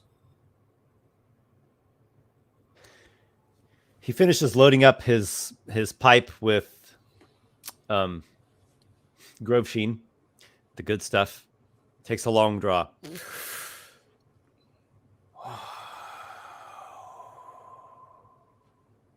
There may very well be additional clues or even answers down there. Something that you are seeking to a deeper plot behind the Night Stalker and all of this turmoil that our society has faced these past months. I think a worthwhile endeavor that is. And yet it was you who first told us to go after the Night Stalker, to be the ones to put an end to it. It was you who wished that the Batai would be eradicated. How are you mixed up in all of these things? How do you come to be in such a central role? I wouldn't lie and say that I don't feel any amount of responsibility, particularly for the Balai. But you've assured me that the last of their ilk were dispatched of, all the eggs found and destroyed, and that quite put my conscience at ease. And you knew that the Night Stalker... Sort of a vicarious conclusion to an order that I never rested completely content with back when I was instrumental in its operation in the siege of Eirberg. And you knew the Night Stalker was a living extension of Bail Fondo's influence here in Barnacle? Well, just as your company does, the evidence is quite strong. That Walykos, the things he has said, they're not things that one simply knows without having seen and been, without having first-hand experience. I guess what I'm saying is I don't know anybody else with as much first-hand experience as you do with what the old order was like here. And if anybody that I know knows anything about influences of the fire giant Baton that may linger here, it would be you. And yes, of course, I hope to find more information down beneath the old ruins down there. But what can you tell me? I want you to tell me now everything you do know about the fire giants and how they ran things, and anything that I might be able to perhaps tell Walykos that might help in his own understanding of what he is and what came to be with the circumstances behind the Night Stalker. Well, I will try my best to remember. These are old annals in a dusty man's mind. One of the few living minds that was there. I did not fight the Bales personally, as in I did not cross blades with them. But some of my brothers in arms did. Oh yes. And many of them died. Well, in those days there were 3 Bales. here in Eyeberg, specifically. Certainly there would be more in the wider world. Yes. Well, it all begins west of here, you know. Haven Isle is not a large land by any stretch of the imagination. There's a greater continent, Grootvadders. There's a full name for that. It escapes me. Lunda Grootvadders. It's in the giant tongue. A bit rusty I am. There certainly must be more bales or other, what would we call them? Giant kings? No, that wouldn't be it. Generals, champions there. Have they contact with Bale Vonda here? Maybe so. Well, hold on one moment. I seem to have lost my train of thought. Yes, there were three here in Eyeberg. Bale Vonda, as I recall him to be a great magus, mastermind. Mm-hmm. And Indur. Yes, well, he, a terrible warrior, wielded a massive sword, donned in armor harder than dragon scales. And Andakar, yes. Andakar, I was quite interested in him. He had weapons which I had never before heard tell of. A massive, what would we call it? A gullet of metal that he hoisted upon his shoulder that belched out blasts of fire. Cannon, I think the giants called it.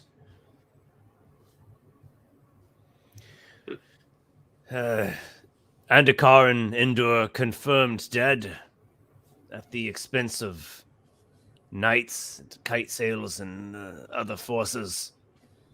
Belvondur, presumed dead, not confirmed. As you and I both know, there are many indications that he was not slain, but rather was able to abscond into hiding. What is the greater plot? Well, to take back Eyeberg, as they would call it, Haven Isle as we would know it. Yes. Why? The wars between elves and giants go back as far as any history goes. They do not suffer that defeat gracefully. They seethe for vengeance. I can only imagine what hot rancor simmers within their caldera hearts. What more can I tell you, Aygir? Giant's magic is of its own sort. It might be likened to sorcery. You can tell me what it could be about a sword, or I suppose for a giant it would be a dagger, that would control and possess the mind of a man into acts of violence and depravity and killing to no end. It seems the Night Stalker himself, he was an elf. He was not particularly deranged before the influences of Belfonda, and it's possible that through his weapon he was controlled.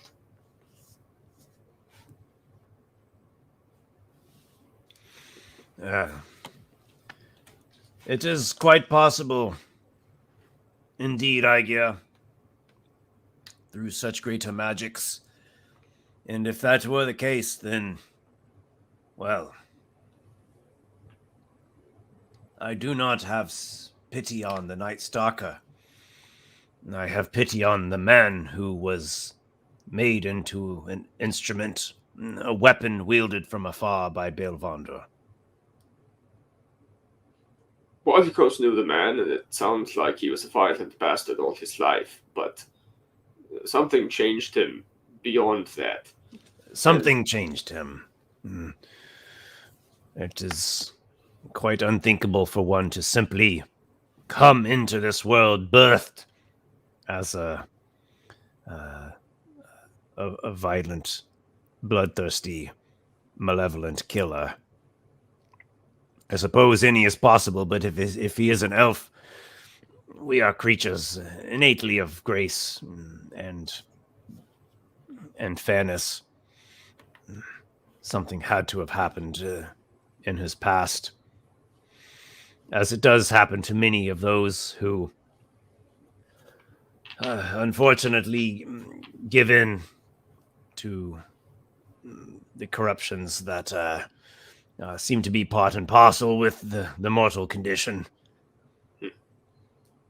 And I mean, I guess it's not like he's going to get any specific insight out of this, but Aygir will take out the charcoal. Can you sketch. describe this dagger in greater detail? He will take out the charcoal sketch that he has and show him, what is the meaning of this? Do you understand anything from this? Well, no.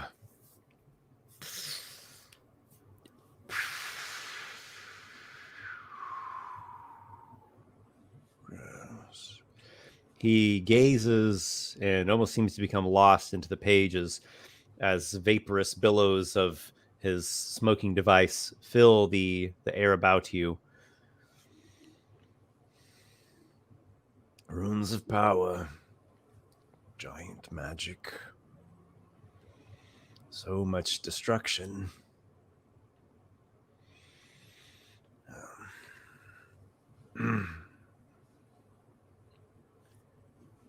I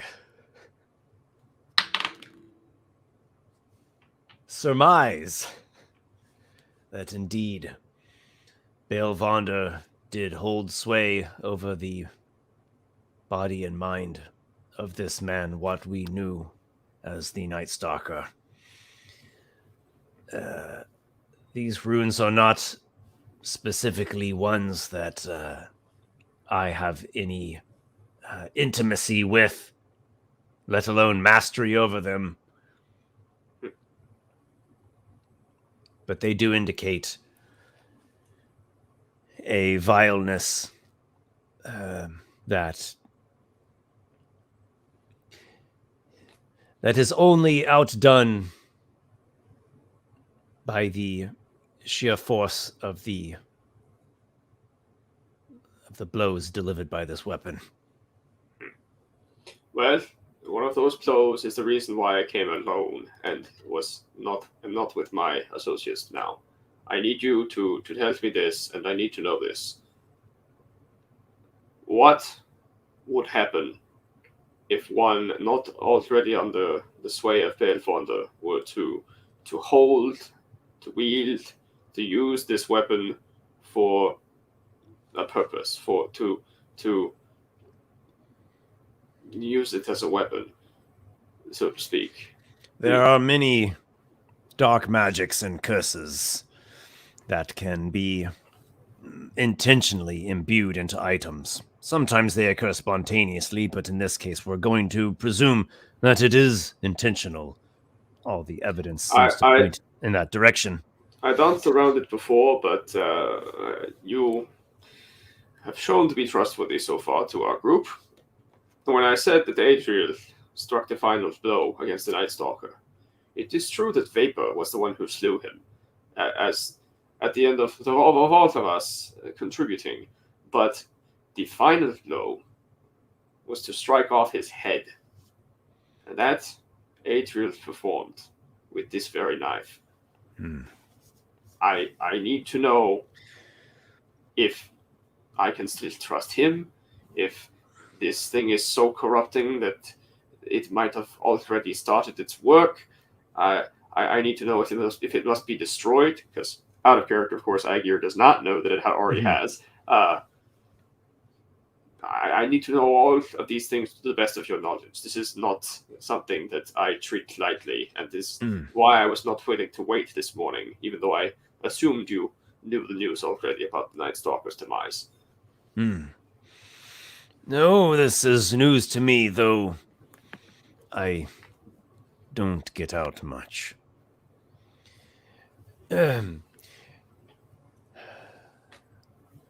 You are searching for an answer that I cannot fully give you, and I hope you will understand that. Some cursed objects, a blade, let's say, one needs to attune themselves to the item. Of course. To align their essence and willpower to its magic for the curse to lay hold upon the subject. That is not always the case. Magic is much sculpted and bent, even twisted, to the will of its wielder, designer. There are other cursed objects, blade, for example, that the curse would lay hold upon the subject once they have wielded it. Others might have other traps and triggers, as we might call them. They are rarer, but not unheard of.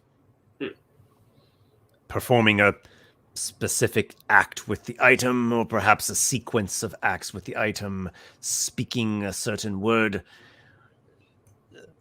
I've even heard tell of a diabolical fiend whose cursed items impart their maledictions upon those who steal them from the owner.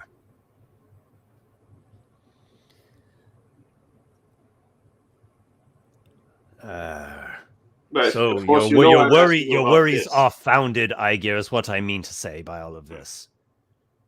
and you do Should not it be know- destroyed? Well, a simple thing to say for a very complicated article. If I am left with the options of only yes or no, then it is yes. It should be destroyed. If we are allowing more consideration and nuance into the matter, it would sound something more like we should understand what this thing is first in as cautious of a manner as possible, learning the best approach by which to take to ultimately destroy it. Can it be destroyed? Well, about everything can be destroyed. How can it be destroyed? Well, the maker might be able to unmake it. That is generally a given. There's a strange thing about magic items, cursed items in this particular case. They are not always so easily undone. Just as a mortal being can be destroyed bodily, their spirit seems to exist to some extent independent of any physical vessel. Being that this item is this powerful, as we are presuming it is, as it likely is, as it has shown that it is, I would not imagine that it is quite so simple as bashing it to pieces with a hammer. Even if you could, something would linger. To what extent it would linger, I, again, can only speculate, and without having direct observation, cannot relay specifics. Well, The blade has been removed from Adriel's person, from his grasp. it has, of course. I saw to that. Did he present any signs of greatly desiring impulses to have it upon him once again? Did he seem to lust for the blade? I think you could correctly guess the answer to that without much thought. What did he do exactly? Did he scream, yell? Did he fight for it?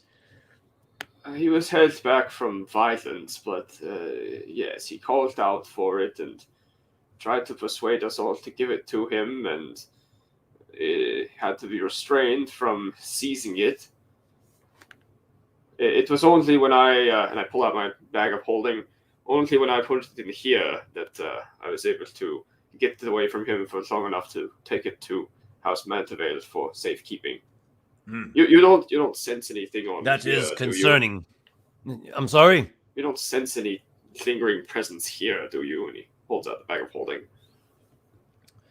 Oh, well, let us see about that. He will use it to dispel magic. No, detect magic.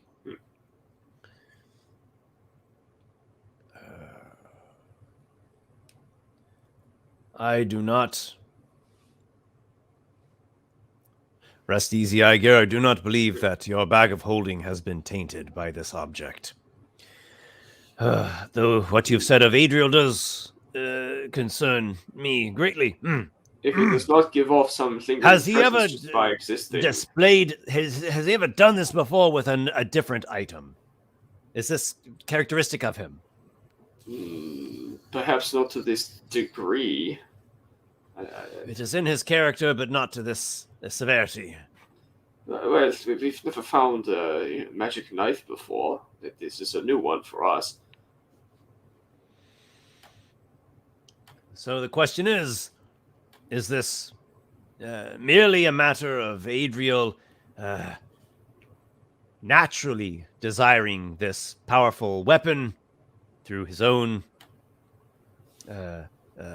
in his own tendency and persuasion, or has it already wrapped its tendrils of influence about him? This is what I was hoping you could tell me. If it does not corrupt anything it touches, then perhaps maybe we are in the clear, but how would I know if something has gotten to him?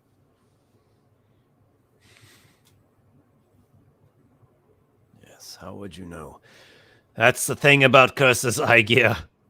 And if you destroy They it, are slippery things. Even a mere detection spell that I've employed now would not reveal them. if you were to destroy it, would it somehow free the presence within to inhabit the new host? Is that how that works? If the magic was destroyed, I mean the magic, not merely the physical container was destroyed, then we can assume it is a safe bet that the curse would be lifted from Adriel. I have never heard tell of any case in which the source of the curse's utter obliteration did not, by extent, release its grips upon any victims. Think of it as a fell star, an ill-boding star whose fell light glistens in the night sky. Should the star wink out, its beams and rays will no longer reach the world and the gazes of any who turn their head in that direction. Well, I cannot say that I am concerned less than when I came here today. But Nor should you be. I share that concern. If it is possible to bring the blade to me, I would be willing and glad to render whatever aid I can in this effort. But that would be the decision of House Mantevale and ultimately Drakestone. I was persuaded to deliver to them for safekeeping, but in my mind, I had thought to come here first. Yes, it is good to have friends of confidence.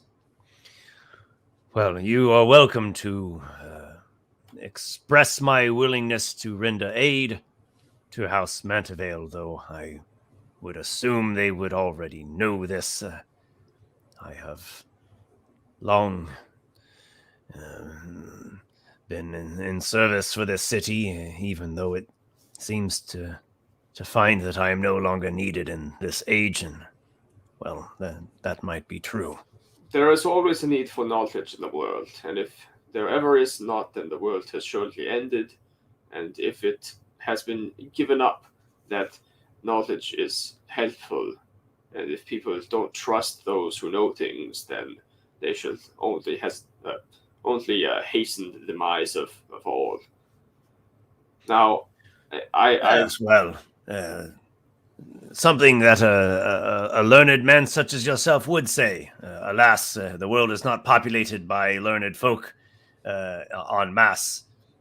People are people, and they have their natures, their flaws and foibles. Well, I suppose I should take a leave now. I believe I have some things to tell to some people in quiet before somebody else wakes up. You have my utmost congratulations, and pass along my due honors to your comrades. He gives you his like a jittery shake. Right. Not I don't mean like his hands jittery, but like it's just the way he shakes. Right. And gives you a hearty clap upon the shoulder. You've done well, Aygir. Oh, so well this time. Well, I hope that those words ring true and that this is not the start of something worse. I would bring the dagger here if I can, just so that you can see it for yourself in person and let us know if we are missing something. Good. Well, that will be Mantevale's or Drakestone's decision, I imagine. Can you see? But I will be here. Can you see through the eyes of? And he looks over at Mercy. No, I cannot. But you can talk or hear through your mind. Yes, we do share a bond. We are able to communicate with each other wordlessly.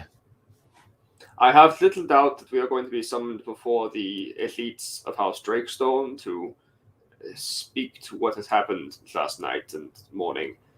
Would you send Mercy along with me, that you might have ears on that conversation, just to know if you could know anything that might help us figure out what's going on?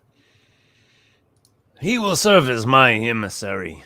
Mercy, I promise I won't please take go him down with into good Aygir. I promise he won't be taken down into, where Dunka was. It's fine. Come on. If we can't trust Aygir, who can we trust in this world? Well, beyond Edelman. Yes, and beside her, you know what I'm talking about. Go with him, and please relay to me anything of import.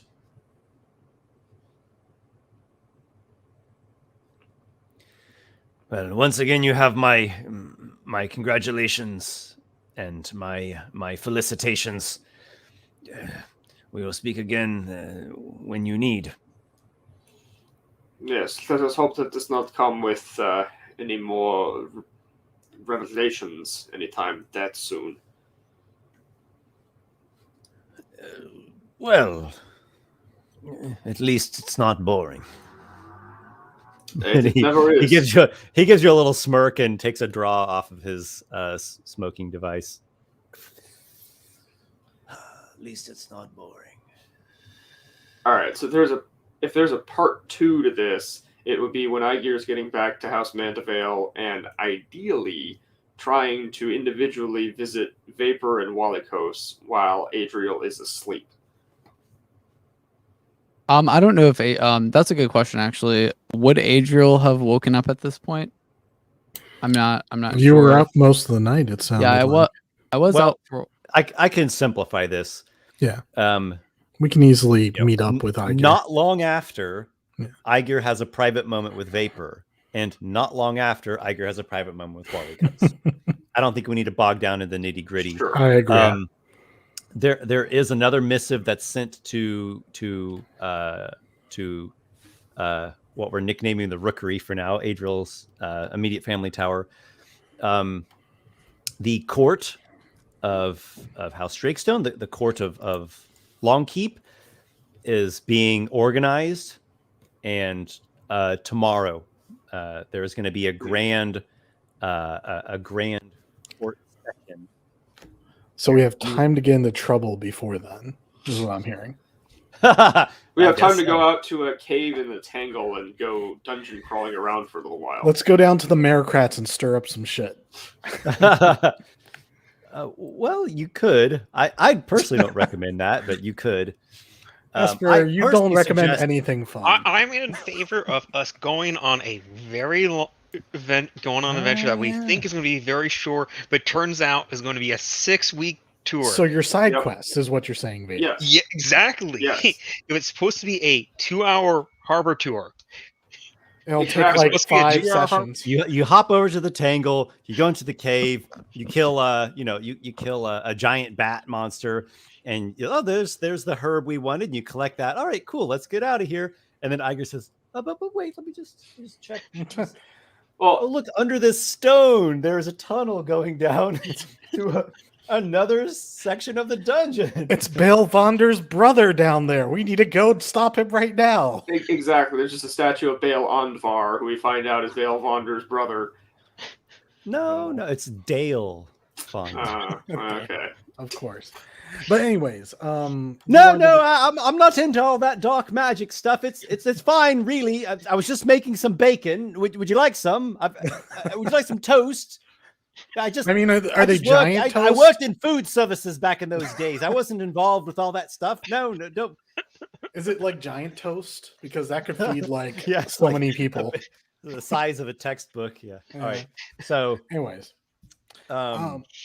so what I personally suggest is that we have the conversation between Aygir and Vapor, the conversation with Aygir and Vapor, with Aygir and Walykos. Then we do the court scene, and then we're like, onto the cave adventure, or because we can't risk being caught. The giant in an adventure. Yeah, the giant gauntlet beneath the arcane sanctum. Yep, that sounds like a plan. Sounds good. Let's do it. All right, so Aygir, sometime shortly after, you have a private moment with Vapor.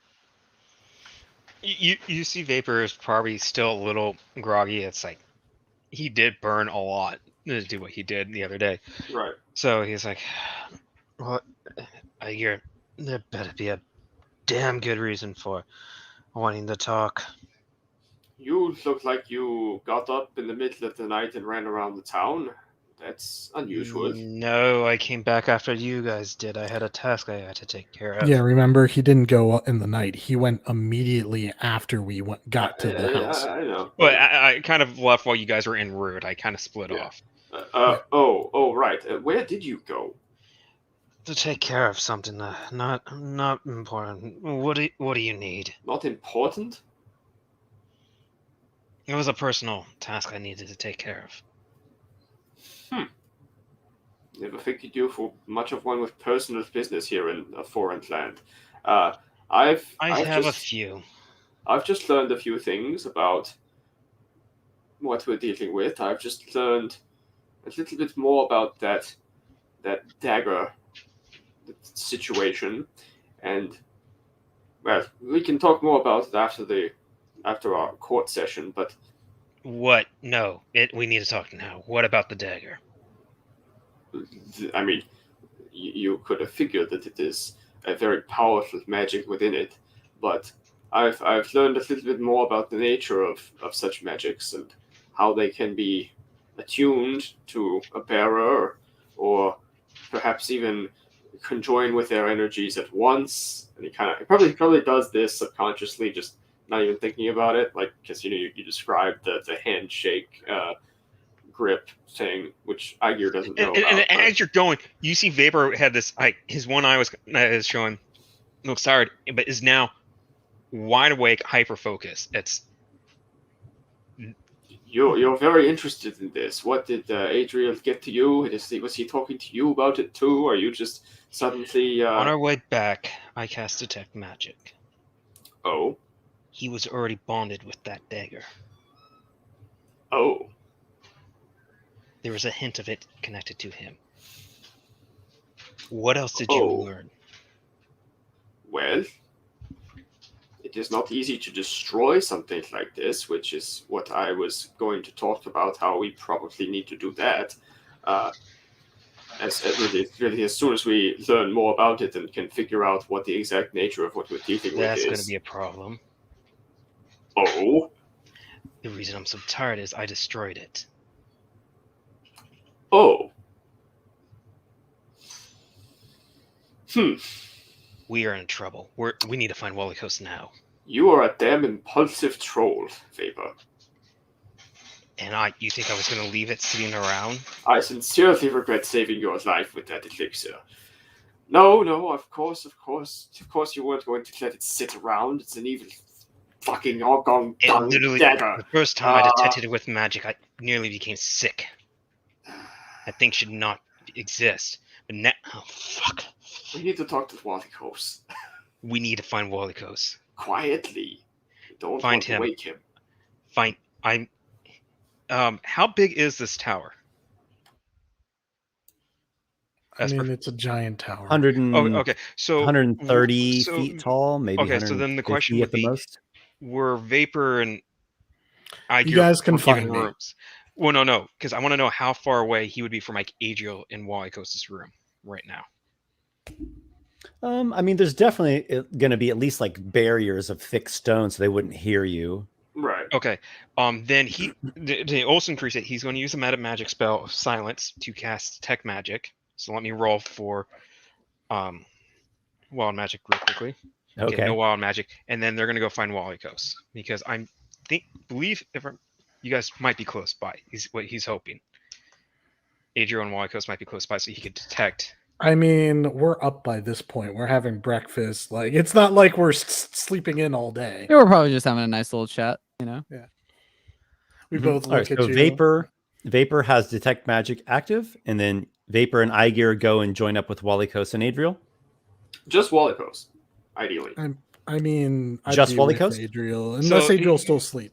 I don't think I would be asleep because I was. Vapor will go find Walykos. He's going to tell Aygir to wait.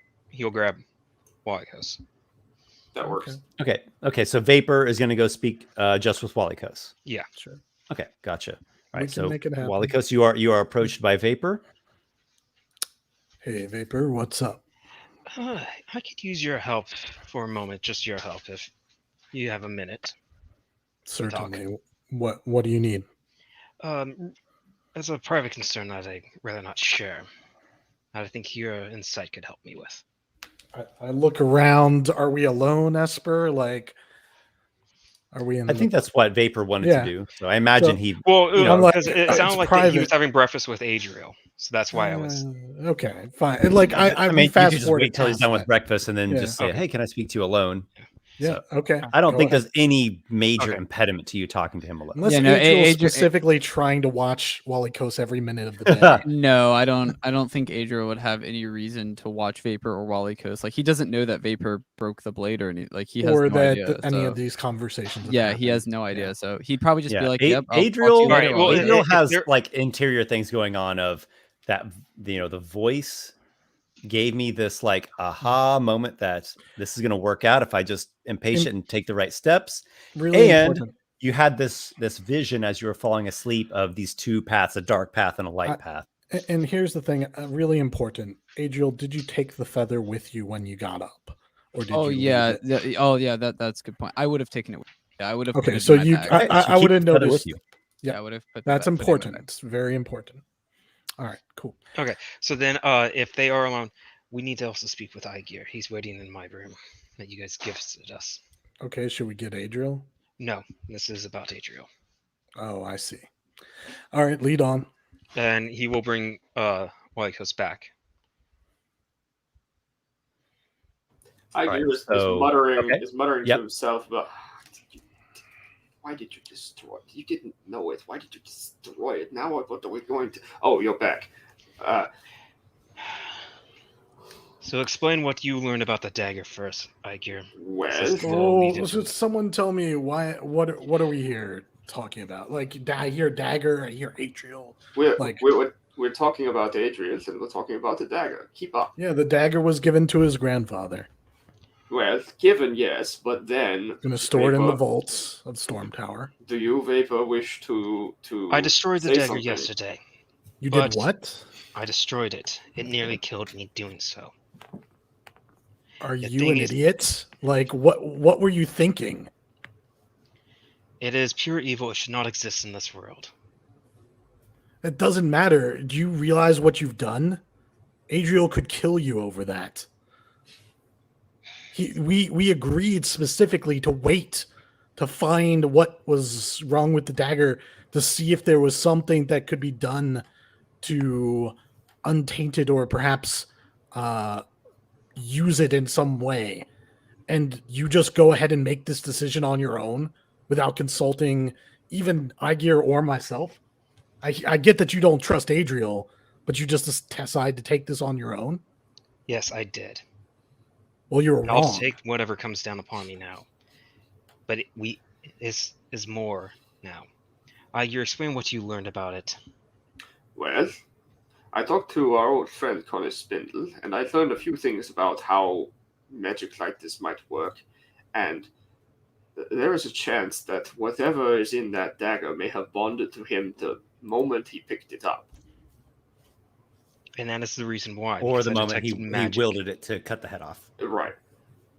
when And furthermore, if you destroy the physical object of such power, but do not destroy the magic within, it may linger. It may not just go away. And so let me get this straight. You find this all out, but Vapor, you destroyed the dagger without consulting. Before I went to destroy it, on our way back, I casted Detect Magic, and I picked up some sort of bond that Adriel did not have before with that dagger. It matched So the dagger you detected that it attached to him. But here's the thing. attached to him, and I You wanted didn't to get tell us this. We could have done something. We could have maybe talked to Adriel. Here's the thing that pisses me off right now. Neither of you know what Adriel would have done if we had come to him. You both assume that Adriel would make the wrong choice, but you didn't give him a choice. One way or the other. I assumed nothing about anyone. I went to learn about it More because pissed, I wanted yeah, to at know Vapor what was right going now. on. I, Yeah. I wanted no one to touch it, and I was not going to go to Adriel's because I knew he would be angered, and I wanted to Then clearly, save my thoughts before I knew. Aygir, something do about not take that directed at you then. I want to be clear that this is a Vapor. You made that choice. Well, I'm not not to the one tell who us. went and destroyed the thing unilaterally. Yes. I know. But that I'm still upset that this information, it's too late to use it now. And if Adriel ever finds out what you did, he's going to be furious. Like, honestly, if he was going to make the right choice before, why would he ever trust you now? Like, why would he think that you would have his best interests? This You, is true. yeah. However, do consider Walykos. I know you are personally invested, Adriel being your oldest and closest friend, but Yeah, and I know him, It and is- I know that he wouldn't make the wrong choice here. it is possible, based on what I have learned, that from the moment he held that thing, Mhm. there could be an invasive presence within him. Certainly. It And could be that it could be that if there is a choice to make, that it is not truly him making it. And guess what? You can count on dark magic being dark magic all that you want, but I'd count on Adriel. I would put my bet on him overcoming whatever dark magic it had and making a choice to choose the people who he care about. At least, I've seen him even in his darkest moments. There are things that he still holds on to, and I think that he could come back, and whatever dark magic there is, we deal with it together. Well, let us hope that is still the case. It seems as though things have been complicated now beyond that. Fucking complicated. We're about to go to the royal. Hey, Vapor, did you think of this? What if the royals, Drakestone, ask, hey, what happened to that dagger? We would like to examine it with our, resources that we have, which are far greater than anything any four of us could have, and figure out what caused the Night Stalker to become the Night Stalker. And maybe if we could track it back to Baal Vondor, maybe there's a connection that they could use to find him safely, not getting cursed in the process. May I quickly do something real fast that might add a little bit of stuff to this? It's been a while since you guys have just like not come out for Adriel. Adriel would at this point walk up and sort of like knock on the door, so you guys would like hear. Yeah, I mean it's been a few minutes since you guys been chatting. It like it's all three of you up there, and Adriel's just by himself down here eating. Like he's a little curious what's going on. Like. My assumption was this was just like a private, like, hey, we'll meet up with you later. Adriel. Oh, is this like? Oh, you guys are not even in the home. Oh, okay, never mind. I mean, I don't know. That's kind of a tricky situation. If you want to allow it, Esper, I'm fine with it. I'm just I'm going to leave that up to you guys. Whatever you all think makes the most sense. Well, I don't want to tell you, what your character said or did. So but it's like, what if I had said last night? I wake up. Okay, who is like the main arranger of this chat? Is it Vapor? Yeah, it's either him or Aygir. Vapor. Okay, Vapor. Was your intention that you get these three completely in a private chat for some time? Yeah, probably it would be for some time. All right, so is that cool with you, Nick? Or you're like, oh yeah, okay, that works. Or do you think it's like it's probable or even interesting that Adriel would go and what are they talking about? I'm alerting myself to this. No, I guess that's fine. I guess in my mind I was thinking it was more of just like this like everyone leaving Adriel, but like no, that's okay. We all get up for breakfast. I'm done eating. That was kind of my impression. But maybe Adriel goes over to the Storm Tower and talks with Duncan Mantevale. Mm-hmm. I was. Yep, that probably what I would do. Because you said you'd come back in the morning to talk to him, actually so it would be fitting. That's a good point, actually. Yeah, so I probably wouldn't even be in the home. Yeah, sorry, that's fair. That's okay. All right, so back to what we were saying. So we'll go with that. Right. Where were we? We could have even taken it to kind of spin. So Walykos had just said, what if Drakestone asked wants where the dagger to see is. the whole dagger? Yeah. So I have a point I would put in, but I want to let Vapor reply first. Mm-hmm. Because maybe Vapor's on the same train of thought as me. Yeah. Give me a second, because I had a thought and I lost it when we got sidetracked with. Do you want me to say my thing? Because it's something that Vapor already knows. Yeah, because I think. I apologize for bombarding you. Yeah, so Walykos does make a good point.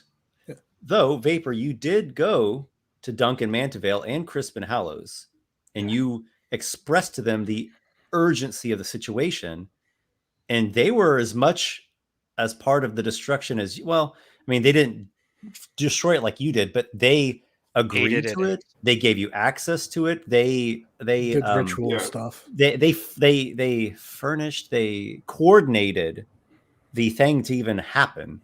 So it's not just Vapor. It's Mantevale as well.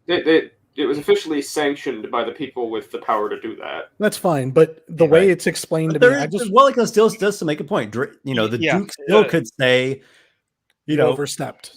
Duncan Mantevale, blah, blah, blah, I don't know what the repercussions might be. So well, it's yeah, all right. here's the So, yeah, thing. okay. go ahead. like, go ahead. I don't want to butt in too much with your guys's. Vapor only dialogue. told me that he destroyed it. He didn't Yeah. express any of that other stuff. Okay, cool. So Well, yeah. so now he can. It was held by Duncan Manteville. I went to him expressing it. Okay. He and wait, I have the other guy's name written down. Crispin Hallows. Crispin House. I do not Yeah. have it. Okay. He's part of House Manteville. He's not by blood a Manteville, but he's like a retainer. He's with their house. And spoke with him and Crispin House about it. I expressed my feelings of it needing to be destroyed, and they agreed with me. And so, just They aided me in its destruction. They didn't have a direct hand in casting spells to destroy it. I was the one that did it. But and they aided were me. okay with you just destroying it. Yes.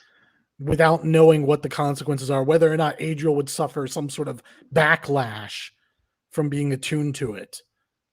Our hopes it would destroy whatever the attunement and anything like that. You didn't know anything. You just admitted that all that you knew that was attuned to Adriel.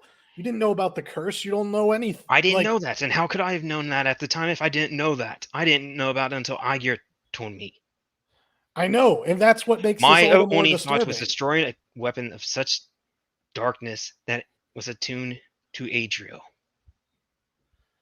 That was was my goal.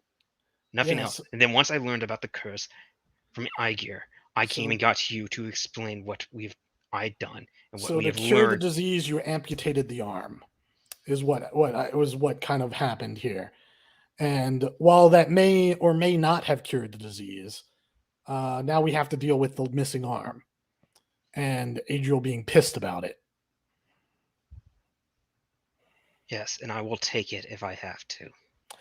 Well, here's what we have to do. I have to go to Adriel and I have to talk to him and convince him that now that this has happened, that it's time to move on. Like, you can't put the dagger back together. I assume you destroyed it.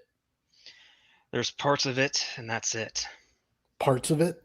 It wasn't evaporated into nothing, it shattered. What happened to the parts? Duncan has taken them, and he's going to spread the parts of the magic that was part of it. Still not as powerful as more, but it still resided in the separate parts. So we decided what was at the time. I recommended they keep the parts separated and hide them all.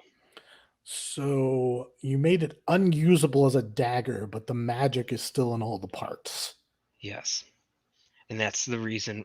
Did Learned you from, check Adriel this morning to see if I he was was going still to try to attuned? see if I could detect magic on him if he was with you, but I didn't sense them at all. So wait, did you sense that it was attuned to him or not? Yesterday. I mean, we this were morning I haven't run across him, and he hasn't come in range of my at detect breakfast. magic. You didn't run across him at breakfast time. I didn't. Well, so this is a question for Esper. Did Vapor ever run across? Because I Adriel know that he detect declared magic? that he was detecting If magic. you want, if Yeah. you want. Okay, so I think he would have ran across Adriel while with detect magic Mhm. going. So what would Okay, he? maybe you pass by Adriel as Adriel is leaving to go to speak with Duncan Manteville. Okay, that would work. So Vapor did have detect magic going. It's funny because you pulled me away. That's probably why Adriel's going alone. Yeah. So Otherwise, but- I would have gone with you. Yeah, but I see where this is going, and I know what the end result is. What happens is you don't detect anything on Adriel, and you probably feel kind of good about that. But then Aygir tells you, I spoke with Kana Spindle, and curses are not something that just pop up with detect Right. magic or identify. That kind of defeats the purpose of it being a curse. They're this slippery, underhanded thing. So I remember. whether Adriel is or is not cursed, you still don't know with the detect magic. I don't I know if remember he's the cursed, halfling lady but that was I do cursed. know he's no longer attuned to that weapon. Well, then we need to find out. And I need to, honestly, you fucked this up really badly, Vapor. I can't stress that enough. I'm huge. I don't even know how to like express right now. I'm not. If need be, I'm I will glad the leave it dagger is covered. gone, but I'm really mad that you did it the way that you did it. So maybe I just need to go talk to Adriel and try to work this out, because this lack of communicating, leaving him out of this decision making, is just going to drive him away into the arms of Baal Vonder. Hell, he'll join Baal Vonder if this is the shit that goes on in the Vanguard. I look at Aygir and I'm like, do you have anything to add to this? Not really. I mean, you said more or less what I was going to say. This is bad. Yeah. We need to somehow learn more about this thing that no longer exists, and also be able to do something about it. If he is cursed. I was You hoping to do- bring this all up at the Drakestone, Royal Summons, and let them kind of help deal with this, because they have far greater resources than we do at their beck and call. And I meant to talk to Adriel, but I mean, I was pulled into this very quickly after breakfast. So, and he seemed like he had stuff to do. So maybe I'll catch him, as soon as he gets back to the house. Maybe I can find out where he was going. So, yeah, Vapor, I would not try to cross paths with Adriel anytime soon. This is not something that can be kept a secret. We need to come clean, and we need to deal with this immediately. Very well. Tell me what I can. And as I said, I will take whatever punishment is required of me. Well, punishment. I need to talk to Adriel first and get his feelings on the matter. He may be enraged. He may be able to overcome this. He may be controlled by a curse. He might be, but we don't know any of that. I do know Adriel, though, and once I talk to him, I'll be able to tell whether or not it's actually my friend or something that Baal Vonder is controlling and whispering in his ear. So I think what we need to do is talk to Adriel. Vapor, you and Aygir should stick together, but don't go anywhere. We have the thing tomorrow. The Royal Summons. The High Court. Okay. Yeah. So, Adriel, if you want, we can role play out the meeting with you and Duncan Mantevale, or if you want to get to the what you think is more juicy with the chat with the party, we can just kind of just talk about real quick the main points of your chat with Mantevale. Yeah, I know that we're running a little out of time, so yeah, I'd say let's just we can skip over it. I guess the main talking points would essentially be Adriel kind of just going along with the lie that he was telling his cousin about like how he just wanted guidance, he wanted help, he wanted things like that. Now he's not gonna take any like magical holy stuff. He's gonna be careful with his words on what kind of help. It's more like he just wants to talk. He just wants to have therapy, essentially, like wants to chat. But it's all going to be a lie, basically. Sure. So Duncan Mantevale probably like at first has a reaction of, you and him have had this bad blood tension thing for a while, and he's that's bothered him, and maybe this will make him be like, there's a chance, like this glimmer of hope that you and him might be working things out. Is that what you're wanting? That's kind of what I'm going for. Yeah. Like I want it to appear that like I still don't like him. Right. But I want it to appear like I'm trying to build a relationship back. Make a step in sort of like I've gone through a lot, Duncan. You've gone through a lot. Like I just still don't like you, but let's figure something out. Now this is all just a ruse, obviously, but that's what I want him to get the appearance Okay. of. Basically. Sure. Why don't we just have you do one deception roll just to get a general Mhm. testing the waters of how that interaction I'm goes? gonna use my inspiration here. Okay. Oh, it wasn't Good very call. good. Only 11, unfortunately. So not 11. horrible, but not amazing. Okay. So yeah, there's a glimmer of hope, Mhm. but he's not just like 180 making a 180 turn. He course. just says like, you disturbing the disturbance that you caused last night was very uncalled for. Kind of you get it, right? And Mhm. he's like, we'll we have a lot to talk about still, and this is still like in the direct aftermath. So let's talk again later. He doesn't really jump on board your ruse.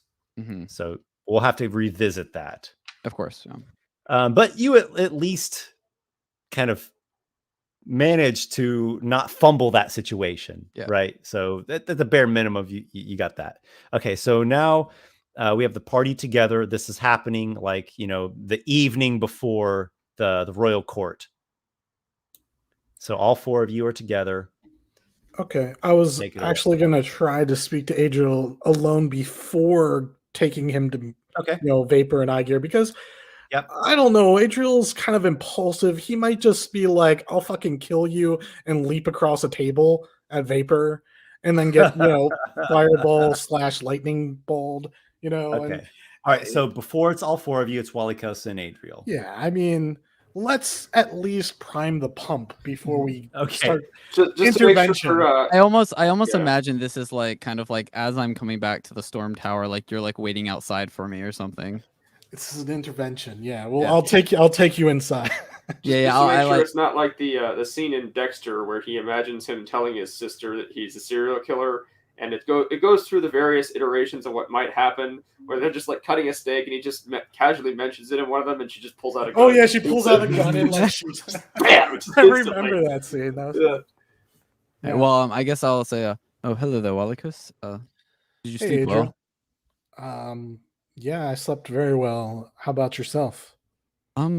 Yeah, quite well. I bit of a Did you restless night, but did you find the thing that I gave to you yesterday? the feather. Yes, the god's feather. Yes. Oh, I forgot that you put something in my pocket. Was that Mhm. the Yep. feather? Oh, okay, Yeah. cool. Okay, it's just sorry that was out of just Yep. making sure. Okay, yeah, I'll say yes, I did. It was it was quite interesting. Quite a beautiful feather. Well, remember I told you that there's many different forms of power.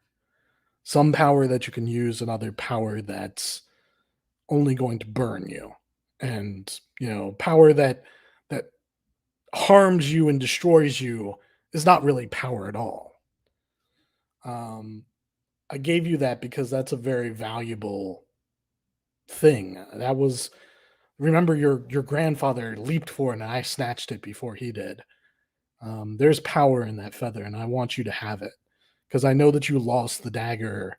You weren't able to get it due to the decisions that we all agreed upon. I know that you didn't, but Well, I presume that we'll be able to get it back eventually. potentially, I don't know. Yes, I know. But here's the thing, Adriel, we need to talk about the dagger. We need to talk about some things. I've had some information come to me, but From who, if I may ask? I well, tried to. I Yeah, talked to Aygir and I talked to Vapor this morning. I just finished talking to my grandfather actually. Mm-hmm. And what did your grandfather have to say? Well, more of a personal conversation. Just I need to speak to someone who knows a bit more. Adriel, about come on, things. this is me. You don't have to bullshit me. You wanted the dagger back, didn't you? Did you ask him? Did you try and bend his arm? Tell him, hey, say it's in the vault, but give it to me. Walykos, I know that seems like it would be the case, but no, I actually did not ask him for the I dagger believe back. you. believe you. I went to him in confidence. Hoping to try and build back our relationship slightly. So that you can take the mantle of the house. I know that's what you want. Yes, of course, Walykos. I do eventually want to take over. I don't think Duncan is suited for that position anymore. I agree with you. And honestly, the thing is, we took down the Night Stalker. You took down the Night Stalker.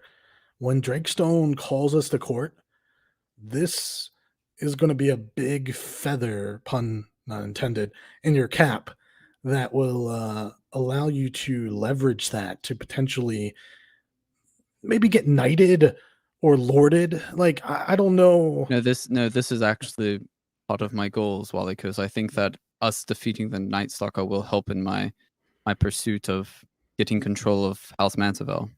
Yeah. And I mean, like, that's for one step. And now that you've got your name out there, like, Drakestone can potentially be influenced.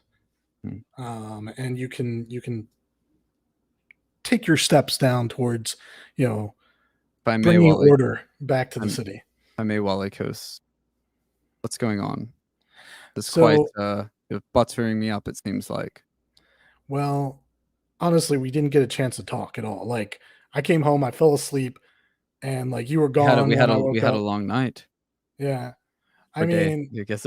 yeah, like I slept, then I woke up, then I slept again, and like there was just, it was exhausting. Well, yes, if you need, I actually and I'll reach in my satchel and pull off the No, teacher and say, no. I'm fine. All right, let's get to it. Adriel, something happens to the dagger. After we went back to the tower, you remember that Vapor broke off, midway he had things to do. Yes, I remember that. It was quite strange, but I assume Yeah. he just went back to his home or something. Well, he told Aygir and then he told me that he didn't go home. He instead had cast detect magic on you, and he had seen that you had attuned to the dagger. And I don't know if you were aware of that or not. I'm watching you carefully to see, are you Yeah. lying to me or not? I'm about to lie to you, but Okay. yeah. Well, actually, to be fair, Adriel Yeah. doesn't know that he was attuned. So yeah, I would say no, I wasn't aware I was attuned, and he doesn't know. He doesn't know he was attuned. He doesn't know that. He I knows think that you he did knows that he. know. Oh no, he accepted the thing, but he doesn't know that attuned him to the weapon. Okay, sure. You can try to rules lawyer it. Yeah. You gotta figure that attunement in the book is not like That's one fair. That's fair. Okay, categorical okay, It's thing. not like, that's "Ding, I'm that's suddenly fair. attuned." That's a fair point. That's a fair point. Okay, I would still say no. I would Okay. still lie. I would still like lie. to make an insight just because this is kind of important to how the No, it conversation is. goes. No, it is. Yeah, no, that's fair though. Yeah, I'll do a deception. I got a 13. Wow, I was doing so well with my deceptions with the guards and stuff. I got an 8. So yeah. Okay, so barely I can kind of tell that Mhm. there's maybe just something in your eyes as you say that I can tell that you're Yeah, not being truthful. Yeah, I think especially because like we're like brothers, and it's like Mhm. I don't lie to you. Yeah. So it's like there is probably some kind of potential guilt from Adriel, like in his Maybe eyes. you or just kind of something, you know? look off to the side for half a second as Mhm. you say it or something. Exactly. Yeah. Um, No, Walykos, I don't attune to it. okay. Well, Vapor, he detected magic and he saw that you had attuned to the dagger. And he was so concerned about this that he took it upon himself, because he knew that this dagger was evil and that it was cursed. He went to Duncan Mantevale and to where the dagger was kept at the Storm Tower, and they performed a ritual to destroy it. So Adriel like just goes silent for a bit. And then he just says, "Was it successful?" Yes, it was destroyed into pieces, and the pieces have been stored away somewhere. I don't know. Is Vapor here right now? I'm sure he is, but I need to talk to you first before you go see him. And make sure that you're not about to just lunge across a kitchen table and stab him in the throat. I know you just throw the dagger, but you get my point. I think it's best if I see him now. I already gave him an earful, Adriel, about how much of an idiot he was for doing that without giving us any sort of notice, a choice. We had all agreed as well that it was going to be kept until we could determine whether or not it was safe to use for you. Now, before we go see him, I have a question for you, flat out, Adriel. Why is it so important to you, this dagger? Is it because it's a powerful magic item, or is there something else to it? Because we've found magic items before. Like I said before, we can use this power for good to bring law and order to the land. This city, this barnacle, it's just civil war almost. The houses are constantly fighting. We need someone strong at the top to lead. And you believe a dagger is the tool to do that? A single magic dagger. You saw how strong the Night Stalker was with it. That power behind him. It took all of us to take him down. Do you know where that power came from, though? It wasn't from the dagger. That was from Baal Vondor. That was from the Magus. Yes, and perhaps if Vapor didn't destroy the dagger, we could have found a way to cut off the link with Baal Vondor. Yeah, but the power that where's Vapor, Walykos? I'm gonna start walking past you. I put a hand on your chest, and I am stopping you unless you push. I'll say, I'll allow you to stop me the first time. Yeah, the first time. I say, and one other thing, Adriel, you've never lied to me before. Why are you starting now? I'm just gonna like look away, and then attempt to walk past you, like with your hand on me. I don't know if you'll keep continuing to hold or not. Yeah, I push you back. Okay, I'll let it happen again, but then I'm gonna say, Walykos, there's a problem. This is my home. It is your home, and there is a problem. And I think that the fact that you don't see that there's a problem here, that dagger. We had a deal with my grandfather, and Vapor. I don't defend what Vapor did. Vapor fucked up, and I am pissed at him, and I am willing to put punishment on him with you, and whatever we need to do. But my concern is for you, Adriel. I'm concerned you're lying to me, and you want this power that Baal Vondor. Do you want to be what I was to Baal Vondor? Is that what it is? Do you want to use him to take over the city, to restore order, and basically rule in his name over the city? Well, perhaps order, even with Baal Vondor, would be better than what we have now, Walykos. We can rise against Baal Vondor after we get order in this city. After we use his power to get the city in order, then we can strike back. You've seen firsthand what his power did to me. Why do you think what it's going to do to you is any different? Because I'm different. I can manage this, Walykos. You've always trusted me in the past. Adriel, why do you not now? You're one of the strongest people I know. In your will, in your drive to do what needs to be done. Even the most cruel things, if it's necessary, you'll do them.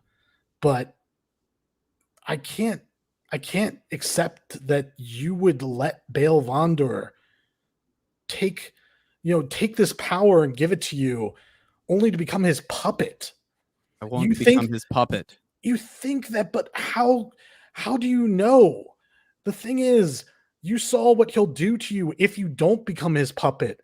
He may not control you, like literally control you, but if you go against him, he will turn you into what he turned me, or worse.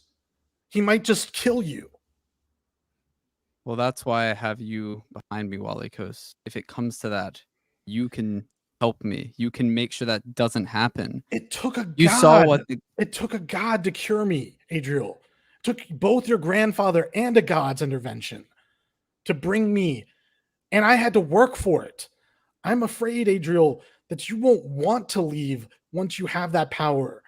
And I know how enticing it is. I know how good it feels to feel strong. But there's other ways to feel strong, Adriel. And I promise you, if you give this up, if you promise and make an oath to yourself and to me right now that you will not accept this power from Balvander, you will cast him out. I will do everything in my power to rise you up and make you the king, to make you emperor, whatever you want of the city. I will dedicate myself to that cause. And I will get you power from other sources that are not Balvander's tainted power, whatever they may be. Hell, other gods, there may be darker gods who will offer this power. I'll go to them. The storm god, the whatever, the jellyfish, all these gods. They don't have to be the White Raven if you don't care for the White Raven. Walykos. Just let me talk to Vapor. Yeah, I will. But this is really important. You can't just ignore this, Adriel. I want an answer.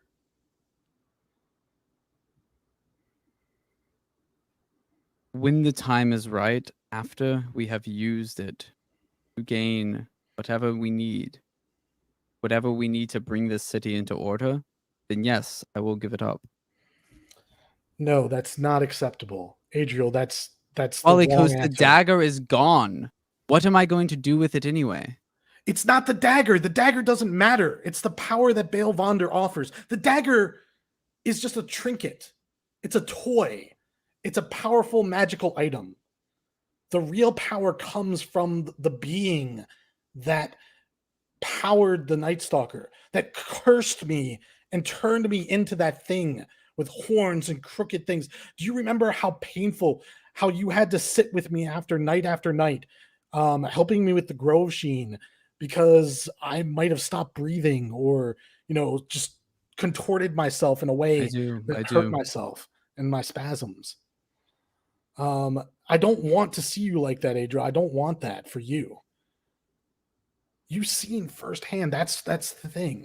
You know that this is not the way. I just want you to accept that and to tell me that you don't want that. And if you do want that, if you want to take the power still, and then you think that you'll give it up afterwards, I will, Walykos. No, it won't work. I don't believe it. I gave it up once already. Remember the Night Stalker? When you all were around me and I dropped the blade and we embraced each other? I don't believe that you did because you attuned to it. Adriel, Vapor saw your attunement, and I know that you lied to me just now that you knew. I didn't want you to worry, okay? Well, that didn't work. What?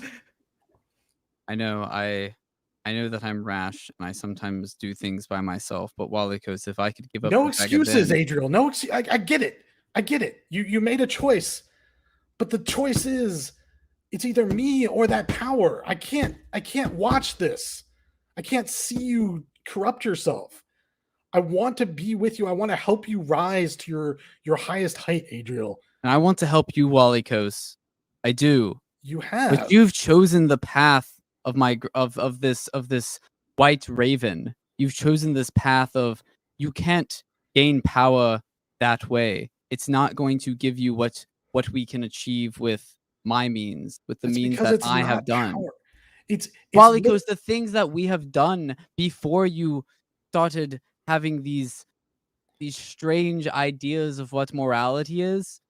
It's baffling to me. We were killers, Walykos. We are killers, and at this point, like Adriel's gonna put his hands on your shoulders and be like, Yeah. Walykos, look at me. We are not like my grandfather.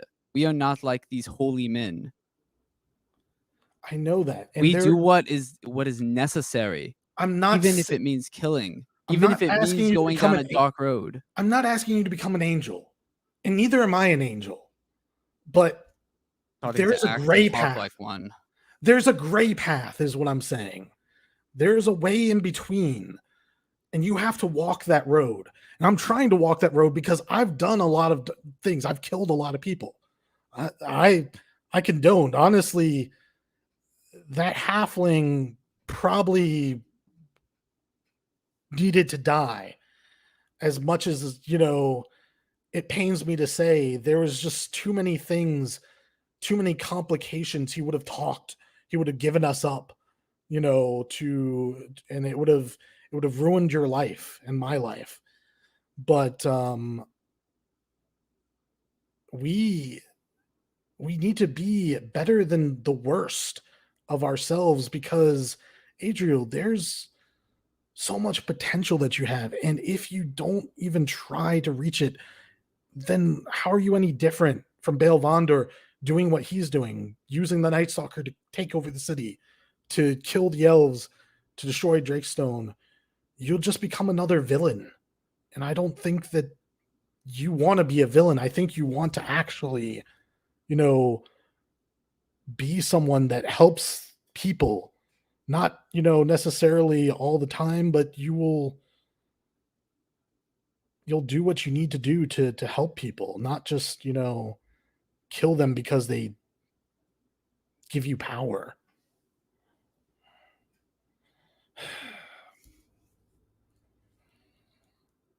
You're at a crossroads, Adriel, and I need to know. Walykos, I'm not going to hurt you or Aygir. I'm going to stay with you. I like how you avoided saying vapor. Yeah, I'm going, and I want to remain with you. We are the Vanguard, and we'll continue to be that.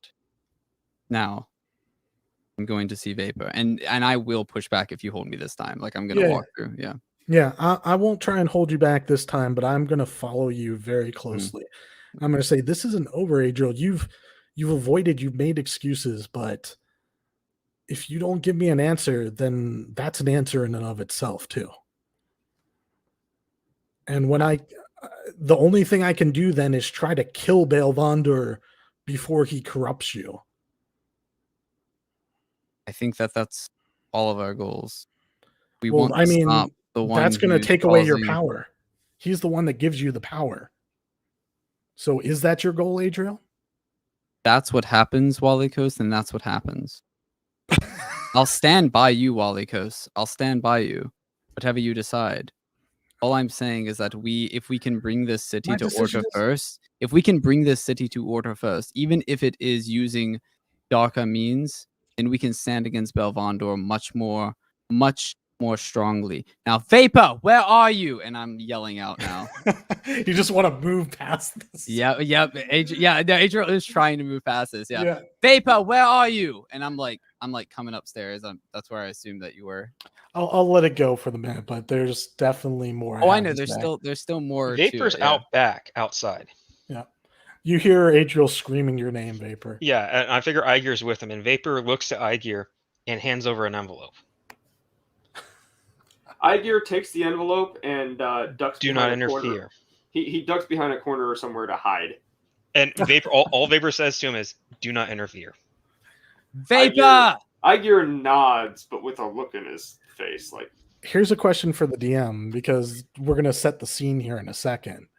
How much attention is this? Like, are people coming out to see? I imagine this is going to happen in a courtyard, like sort of deal, where this interaction takes place. With rose petals falling on the wind. But Esper, if you could describe like what the people in the house's reactions are to Adriel running through the house screaming for Vapor to show himself. There are a few servants that like poke their heads out. Oh, I gotta go this way. Poke their heads out, like what is happening here? Your father Gentiljar as well. He's concerned and he's like, "What is all this?" And he's gonna be looking Vapor? on. Where's Vapor, Father? Vapor. I believe I saw him go out the door not long ago. Vapor, do you want to be on a courtyard? Do you want to be on a street? Do you want to just be like right outside the front door? He's in the courtyard. You're in the courtyard. Okay.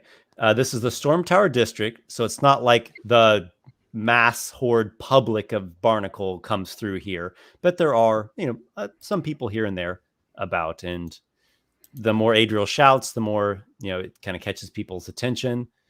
So we have a courtyard, so that makes me think of some paths, some steps, like varies in elevation, some like bushes, trees, flower beds, statues, fountains, things of that nature, probably bounded by a wall with a couple exits. Sounds like a courtyard to me. And Vapor's there. Aygir, you said you're there, but you have hid yourself? Yeah, he's hidden himself somewhere that's, behind a stone wall and at very least out of sight, where he's not gonna, make his presence known. And he has this envelope that Vapor gave him, which Vapor didn't tell him about when to open it, so he's probably holding onto it for now, but he might open it. All right. Walykos, are you following behind Adriel?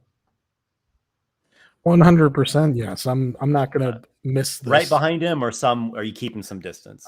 No, I'm right there at his side or behind him, like a step. Like I'm. Okay, we'll say you're right behind Adriel. He's pretty fast. Yeah. Okay, so I'm pretty fast too. That you are. Adriel, Aygir is there. The two of you meet. Or Vapor, you mean? But yeah. Vapor, sorry. The two of you meet, seeing each other at some whatever medium distance. Vapor, we have journeyed together. We are comrades. And you broke a deal that we had. I gave up the dagger, and then you destroy it when we made a deal to not destroy it, to study it, to figure out how we could perhaps break the curse on it. I never agreed to the deal. And to be clear, Vapor never did agree to that deal. Yeah, like Adriel just like scoffs and says, then you're saying my grandfather is at fault here? He was the one who destroyed it, or was it you, Vapor? I did the actual destruction. He aided it. So you're both at fault now. You choose. I went to him. You go behind a back, my back, Walykos' back, Aygir's back. Were they involved with this? And I looked to Walykos. No, this was me alone. So you went behind all of our backs. What does this say of your trustworthiness in this party? If you do not trust me anymore, then so be it. I'll leave. Perhaps that would be best. It seems as though you go behind our back.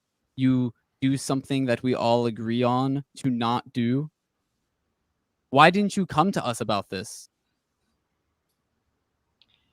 Because I felt that dagger it was so dangerous it should not exist. And I saw how you fought to keep that dagger, and I did not want to have a conversation. Fight you for it. Did you at least Like go to we are now. Walykos or Aygir? No. Vapor, you impress me. Someone who speaks so much of justice and right and goodness and morality, and you claim that you always get on my back about being wrong, but then you go behind your own comrades' backs to do something that we agree not to do. Again, I never agreed. You all agreed to it. I never did. Vapor. Some kind of justice needs to be done. And I will like kind of like pull out one of my short swords and like point it at you. Adriel, I don't defend Vapor at all. He fucked up. He should have come to at least one of us if he suspected anything. It would have been better. It would not have justified him destroying the dagger unilaterally. But if he had at least come to one of us, I could understand and perhaps sympathize with his decision. The only reason I haven't slit his throat right now is because we've journeyed together for so long, Walykos. That and you wouldn't get there. Vapor, we discussed this, Adriel. You're not going to jump across the table and kill him. Something must be done. Well, then let's talk about it with our words like civilized elves and humans and such, and figure out how we're going to resolve this. Vapor, you fucked up. what do you propose aside from leaving the group? We What know is that's some- on the table. What is something that is precious to you, Vapor? Is it your hand that you use to cast spells? Perhaps an eye that you use to see your enemies? What is it Adriel, that you have precious to you that you But wish you would not to cripple lose? me. Is that what is to be my punishment that you think is right? Crippling me by therefore literally making me useless to you? point of order. He'll grow his hand back. He's got the troll blood elixir and an eye. He'll grow back his heart if we tore it out. So long as we don't use fire. The heart won't grow back. Esper, shush. Esper. This I'm is what making- Walykos is saying. This is I'm what s- Walykos is saying. exactly. I'm just saying shit. Don't Yeah, when you correct when you me. Also- when you when you, also when you not say that to, when you say that, I'll look and say, I'm sure we can find a way to make it permanent. We Also, could, not to interrupt Adriel. too hard, but at this point, Aygir, while listening, is opening the envelope and looking inside. It's a simple instructions requesting because there's a small letter to Aygir and a second envelope. In it is requesting Aygir, if I were to die here, please send this to my mother. Fair enough. And on it, there's also a bit saying all my items go to you, Walykos, and Adriel. It's like a last. Wait, It's and literally his Adriel? last And will. Adriel. Okay. Ginteljar is there. He was very concerned by this ruckus. It took him maybe just a little bit longer to get there. And he I also have says, something to say still. Wait! Stop this madness! Look at you all. You're about ready to attack your own friends and allies. The royal court is tomorrow. Sort it out at the court. God, children. Ginteljar, with all due respect, this is something None of that your needs- business. This has to be resolved before the court. We can't bicker like this in front of the court. We need to Well, resolve this. You've never been to court before. Vapor, I don't want to kill you. I will. We Adriel, need some kind of payment needs to be done. would killing him bring back the dagger, or even make you feel that you have gained something from that? Killing? Yeah. I also want to describe how Ginteljar Vapor is steps up- standing, Ginteljar steps up right arms to crossed, Adriel. but in a relaxed posture, looking at Uh-huh. Adriel. God damn it, Vapor. You're not making this easy. Ginteljar sets up right to Adriel, and he says, Son, I am ashamed of you. This is not what I have taught you. You do not threaten or kill your own kith and kin.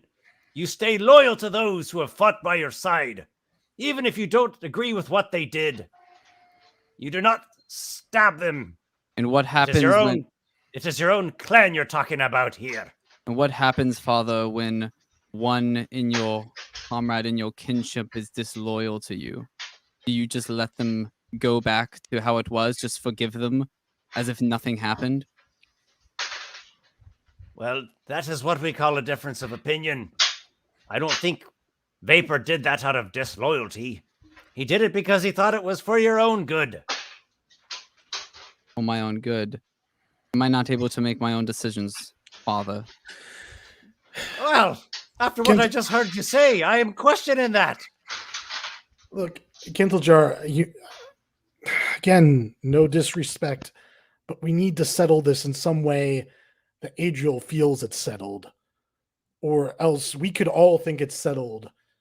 And if this festers, we should leave the group. Vapor. We should, yeah. You owe Adriel a nice magic dagger. Get it to him as quickly as you can.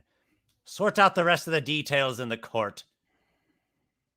I think that actually, well, not specifically, Adriel, would you accept a magical power, something of equivalence to the dagger that was denied you? Something like that Vapor could provide or find, and then we would help acquire it. A settling Adriel, of this matter.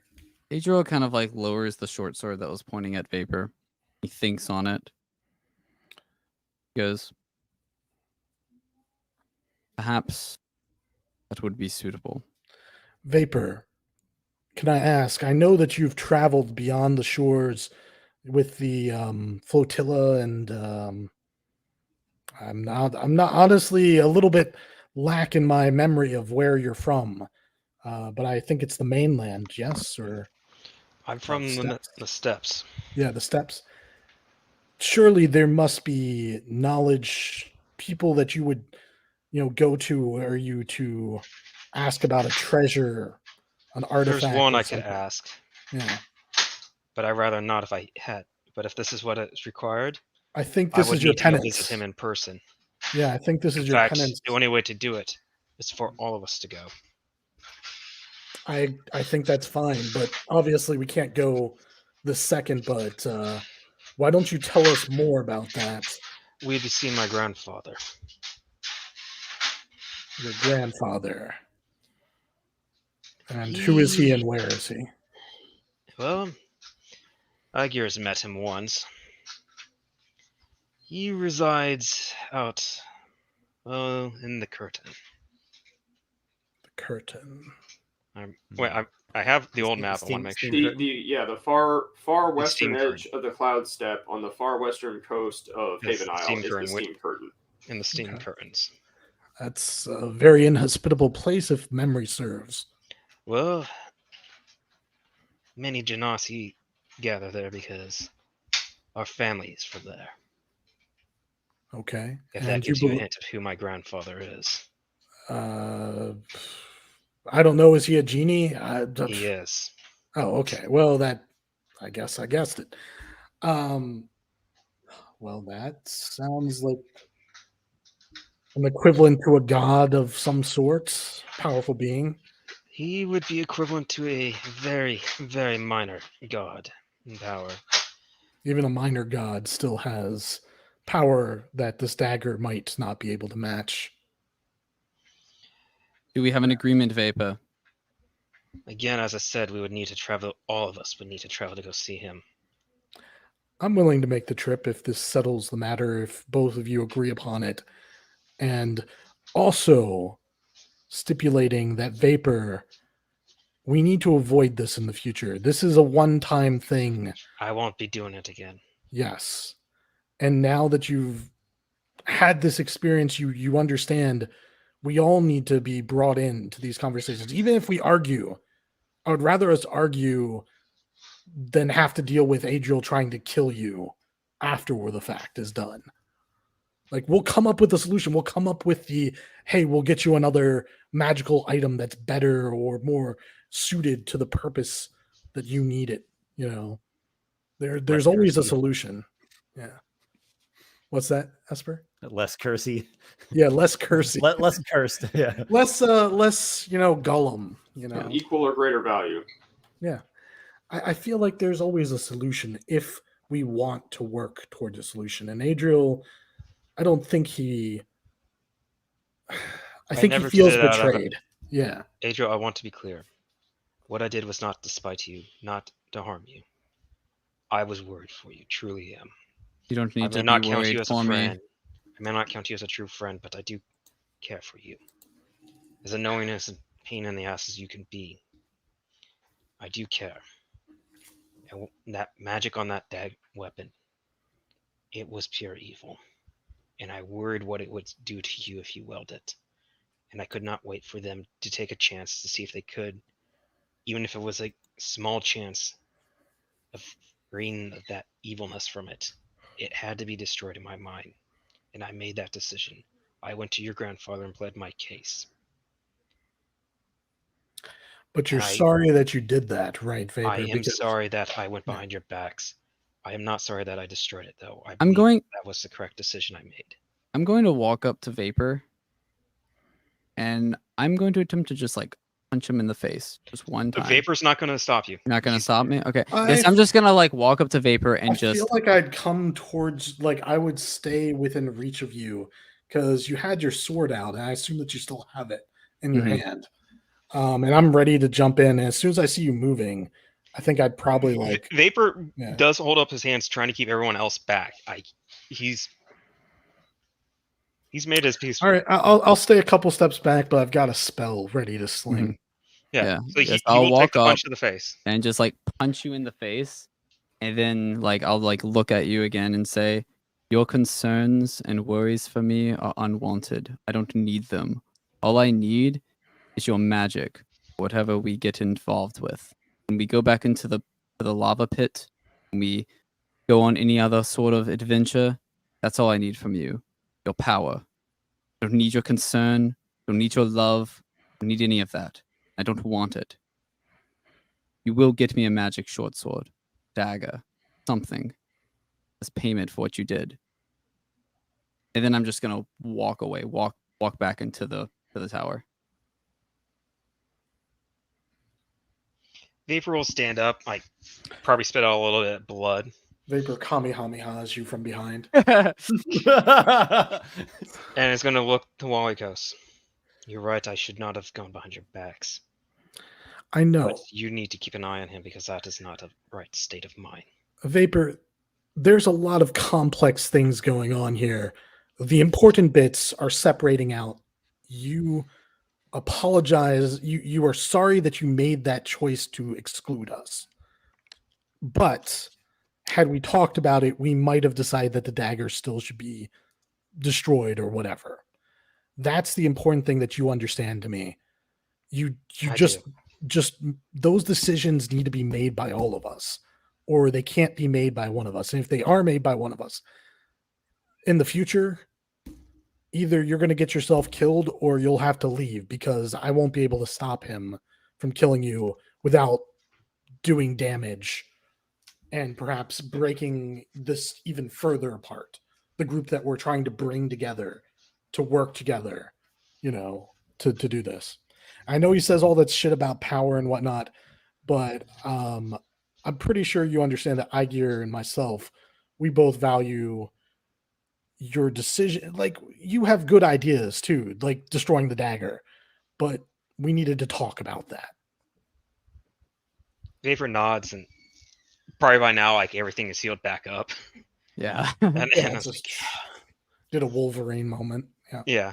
Actually, I think it's very fitting due to your troll's blood personality flaw that you had no patience Yeah. and just I so agree. like, I gotta destroy I this evil yeah, thing. No, I think like it's totally fitting. I think everything that Walykos, Vapor, everyone did, like it was in their character. Like that's what their characters Yeah. would have done. Like Which- this conflict that is happening right now, like it's fine. Like this is part of D&D. This is part Speaking of things characters yeah. doing, Aygir walks out from behind the thing and walks just slowly, casually over to Vapor, hands him back the envelope, and says, "What?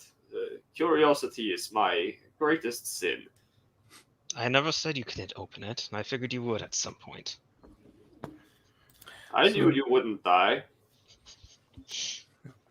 Well, let's get prepared for tomorrow. We have a busy, day. We've never been to the Royal Court. I don't know if any of you have been to the Royal Court. Like, I assume you've been to courts of nobles at the very least. I've been to a royal court, just not that one. Not that one. Well, then perhaps we should. Adriel probably has. If nothing else, when he was young. I was going to say Vapor get- might. No, he probably won't have. He was only friends with. May I few make a in the church, so- suggestion before we leave? Why don't we spend the rest of the day asking Ginteljar or Adriel's mother, or some servants, hey, what are the important things to do in court? Like, what should we wear? What should we? Yeah. If I may, do? sorry to like Yeah. do a little bit about it. I do got to go here in a bit. Are we, Well, I was are we gonna on say with we the? stop. Yeah. Yeah. Oh, I think it's a that's pretty good true. spot to. good Yeah, spot why to don't we stop. pause here? I'm personally ready to do the royal court scene, but I we can know. pause here. That's a good Yeah, scene to open with. Yeah. Yeah, Adriel's I got definitely stuff have to to do. go. He's Yeah. got to go. Yeah, to quickly, just real quickly, what Walykos, what you just brought up. Yes, your best finery, your best behavior. They're actually going to send a seneschal to you all tomorrow morning. Seneschal Crane Wellings is going to meet with you all beforehand, and is going to like make sure you all have a good understanding of like the etiquette and some of the proceedings and stuff. He's going to advise you a little bit and escort you to the grand entrance. Mhm. So yeah, it'll be done up all properly. Okay, yeah, that's fine. This is a good place to pause. Yeah. Really, really amazing role playing session. Yeah, Yep. yeah, definitely. I mean, all right. that could have gone so many different ways. We could have killed Vapor, forced Yep. him out of the party. I was just Yeah. trying not to let us like blow the It could party be up. it could be Aygir and Walykos looking at each other over Vapor and Adriel's dead bodies, just like, huh. Well, this is quite a thing. How did led it us go here. so? How did it What go are we gonna so do wrong? now? Yeah. Well, I guess I got to kill you and you got to kill me, so we TPK the party. Oh gosh. Well, good thing you didn't digress into that. Mhm. Yep. Or devolve into that Yeah. rather. All right. Well, thank you guys, and thanks everyone for watching. Look forward to the next one here in a couple weeks. For sure. Indeed. you Talk for to you guys running- later. It was a lot of fun. Thanks for running the game, Yeah. Esper.